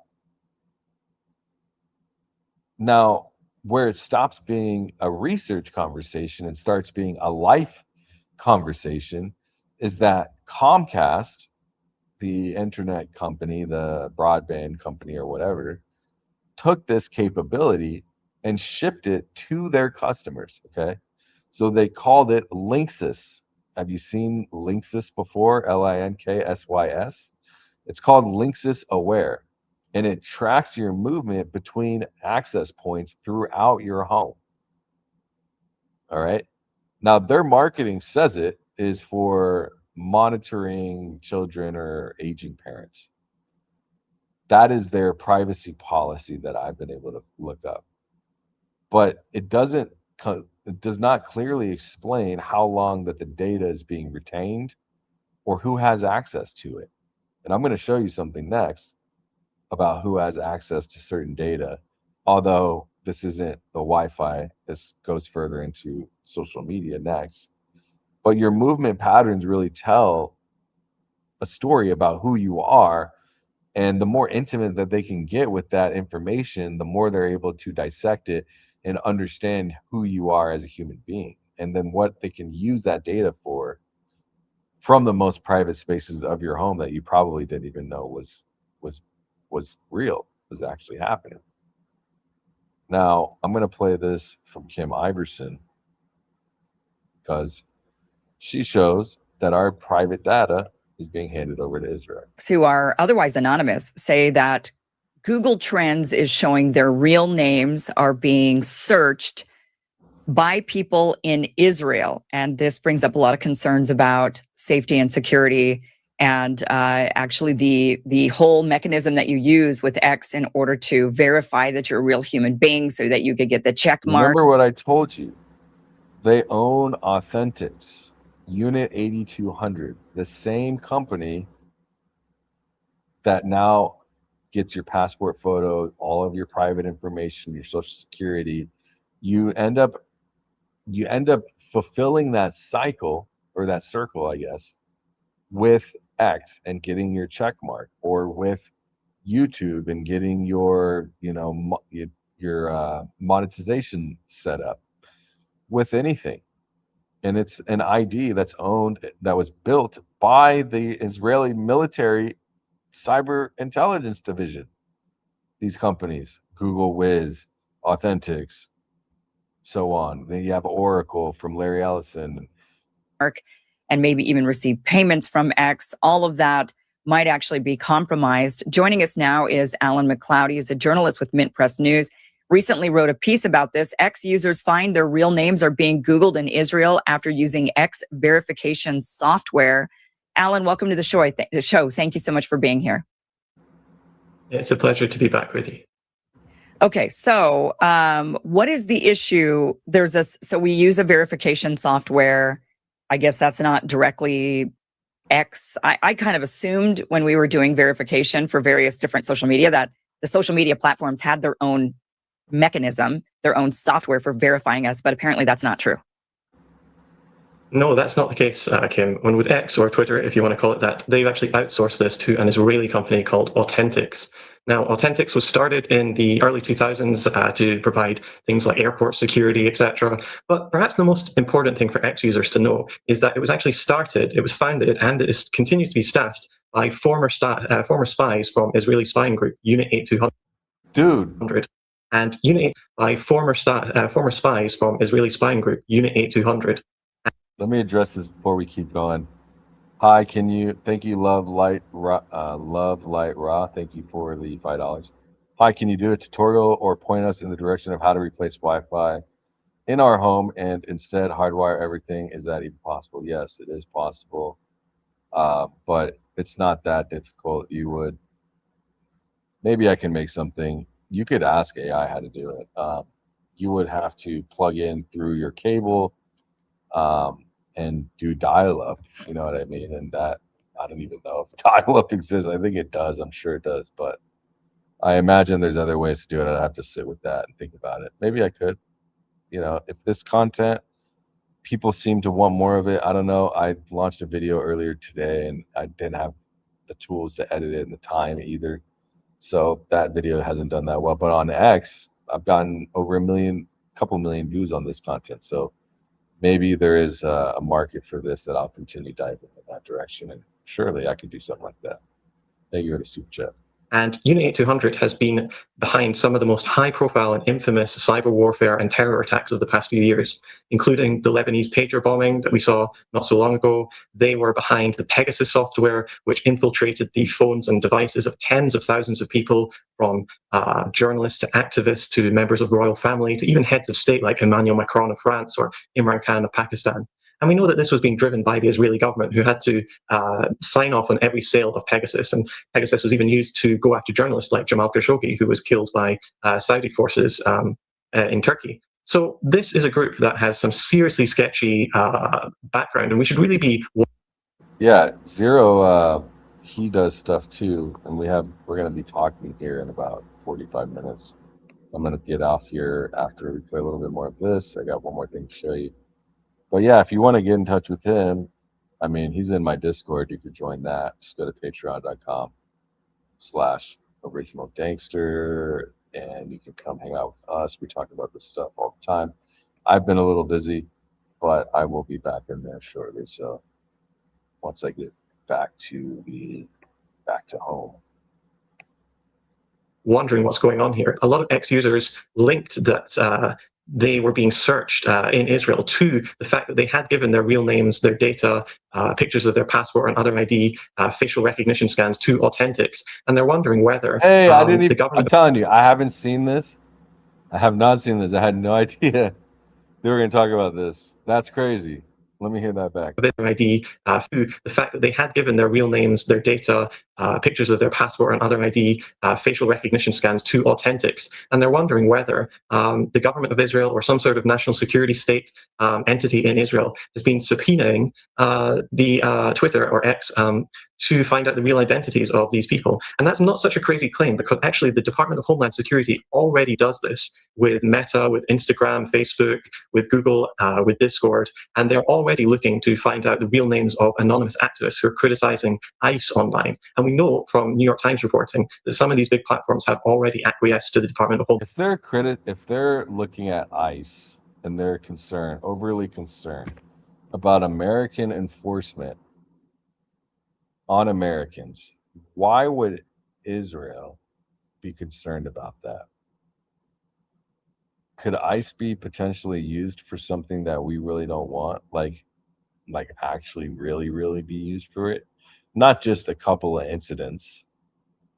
Could those incidents be testing our reaction? What if I were to say they took ICE and actually gave it a different agenda? How about my pinned comment agenda? What do you think about that? What if ICE became that agenda? Why don't we put this up on the screen so people can see it? What if ICE was used for that agenda? They would welcome destruction, 117 votes. What if it was used for that? Has anybody thought about that? Kind of scary, no? Homeland Security's advances. So the idea that the Israeli government could be doing the same thing is not so outlandish. Yeah, I didn't think that it maybe would be even the government that's subpoenaing, and we would never know. So if the Israeli government, or really any government in the world, maybe even our own government, if they wanted to find out who was really behind a handle and they subpoenaed X, we would never be notified. So the person who owns that handle would never be notified. Yes, correct. And of course, they might not need even to go to X. They can just go to this shady Israeli company who claims that they delete all the data that they take from us within 72 hours. As I said, this is a company. Definitely not. Fuck no. Absolutely not. Who deletes data? Nobody deletes data.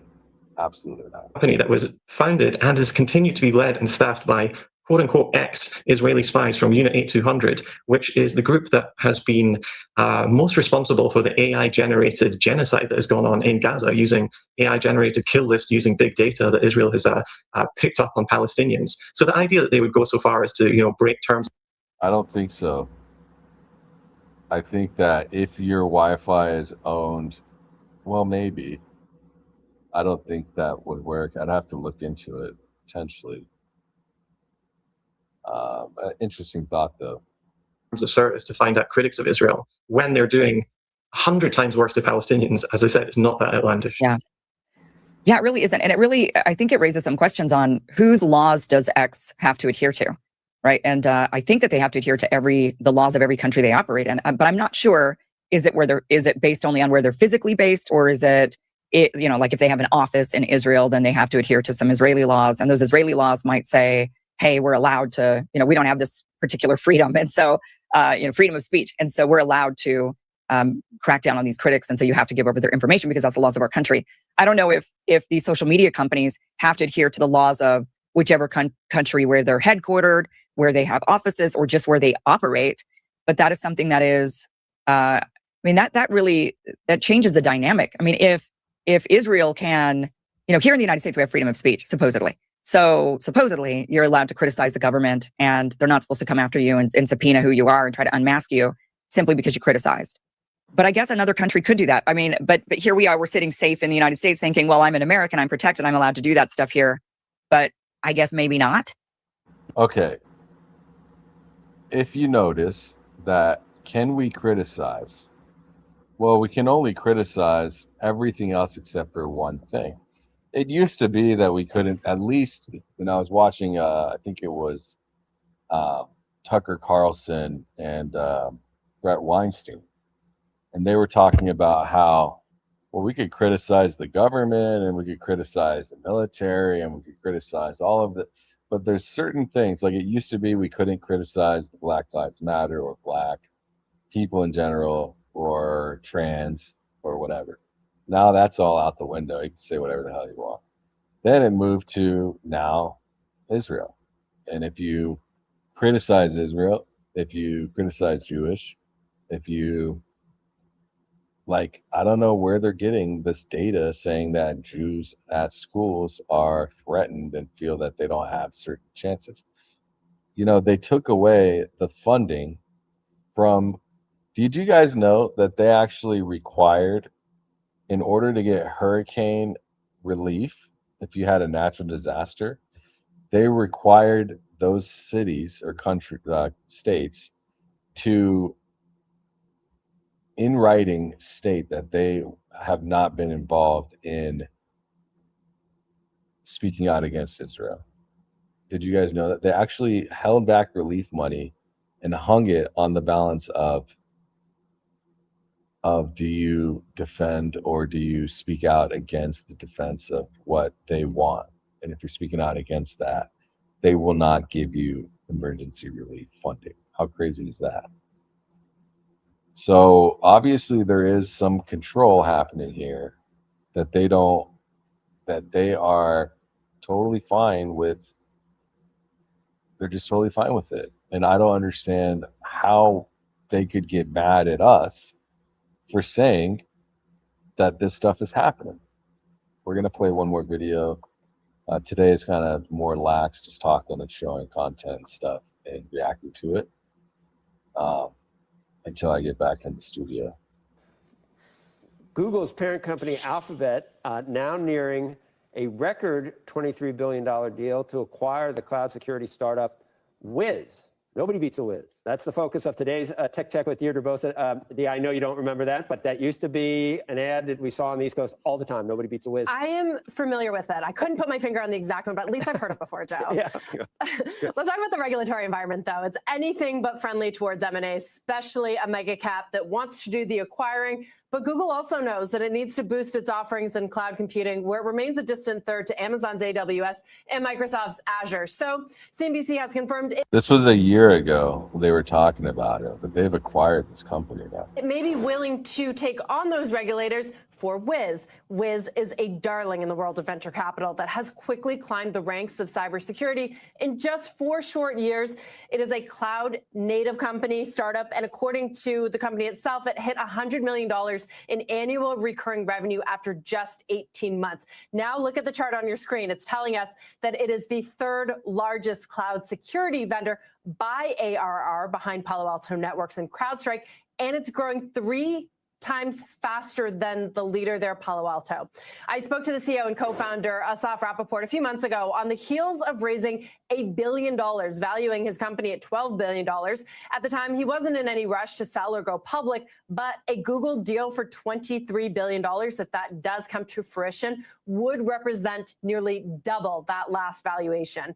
Now, under the current FTC and DOJ, other deals have been scrapped, and painfully so, like Adobe's failed bid for Figma, where they paid $1 billion breakup fee after a year of trying to get it through the regulators. But deals do take time, and a potential Trump administration is seen as friendlier towards M&A activity.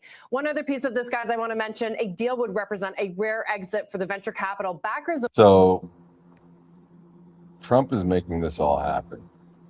And I think we were all fooled to think that he was going to be like, whatever we were told, right? It appears to me that this was actually the agenda from the beginning, and that Trump and the administration told us whatever that we needed to hear in order to get what they wanted, which is a surveillance state. And I know this live stream hasn't been all that organized, and I'm just kind of showing you things, but it all comes together, because when I show you the history of the Talmud and the Mishnah and the people behind it, and I show you how they think about Christians and they think about the population that's not them, and then I show you the same people and their belief, they say, at least the government of that country, are building literally surveillance architecture to collect data on us. Our American data, when we get our passport, goes to a company built by surveillance operators from the Israel Military Cyber Intelligence Group, Unit 8200. How American is that? Is that American to you? Let me know in the comments. Is having Authentics built by Unit 8200, an Israeli military cyber intelligence group, veterans of that group, is that American? Unless Israel is America, I don't see how it could be. If their military surveillance intelligence operators are building our stuff, and we are forced to use that and one only that company to get our passports, to get our IDs, to get our licenses, how is that American? So we are breached. Our American life is breached. Our security is breached from the top down, all right? And also from the bottom up, because it touches every single person. Every person that gets an ID, every person that files for a passport. I wonder about the Social Security from when you're born. Why wouldn't they just get you when you're born? Let's look that up real quick. Who owns the Social Security documentation, software, or operations? How did that come about? Is it the same operators as Authentics? Let's find out. Is it from when we are born? That would be the move, wouldn't it? Why wouldn't it be the move? Let's see what this says. It's searching. Because, like, if you think about it, they're getting everybody when they're able, when they're 18 or 16 or 15. Why wouldn't they start when we're younger? Oh wow. Very interesting. So let's read this together. The receipt stack. Authentics. Okay, so that's Authentics.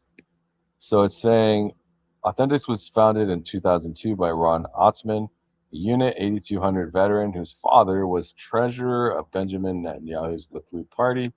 X, TikTok, Uber, PayPal, and LinkedIn all use Authentics for identity verification as of July 2024. Any X creator who wants to monetize their account Must verify through it anyway. So if you're not a passport holder, then whatever. It's got it on X, then there you go.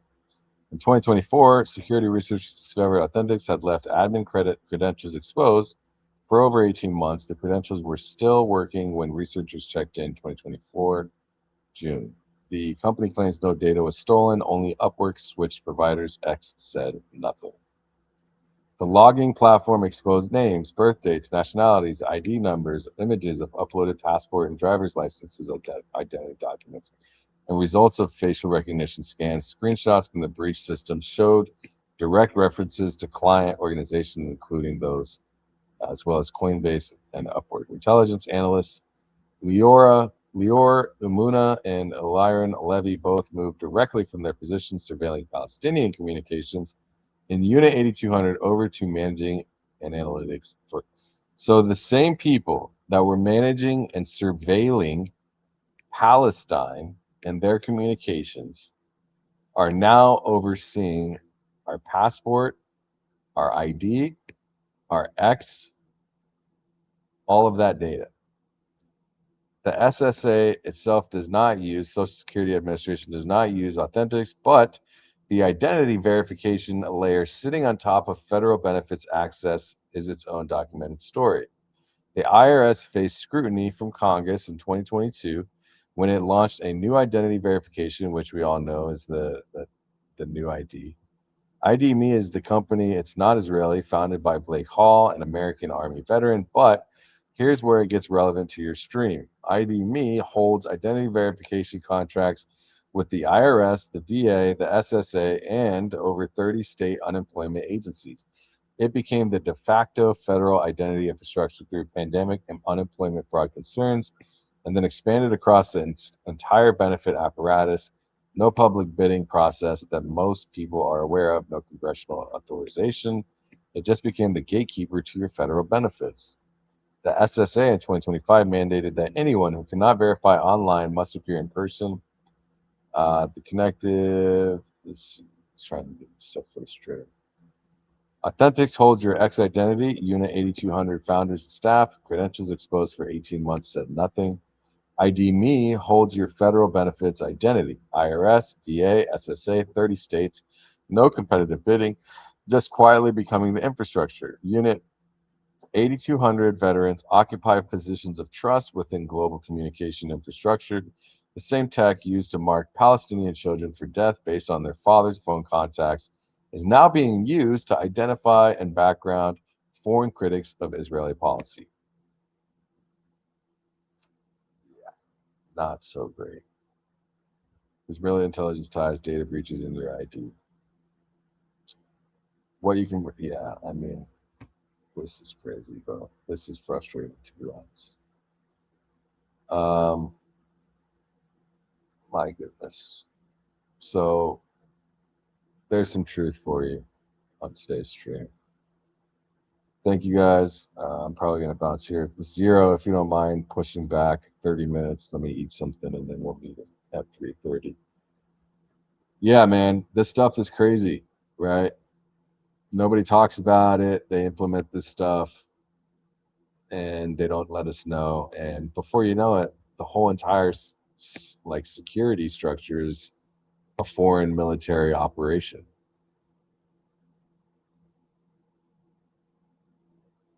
Yeah, that's some shit. All right, until next time, I'll try to do it again tomorrow. Maybe I can organize something decent for tomorrow and have a nice little gangster debrief. I'll think about what we can do for tomorrow, if anything. But definitely Friday, we'll still do members only. And Saturday night with Baze and Kelly. So till next time, I will see you guys in the next one. I appreciate it. Love you all. God bless. Stay strong. Stay smart. Keep your head on a swivel. And Tango, feel free to join the, it's just 99 cents if you want to be a member. And we can talk about some of the stuff. Come to something we can all talk about together. I'll see you guys later. Thanks again. Love you all. Cheers. Peace.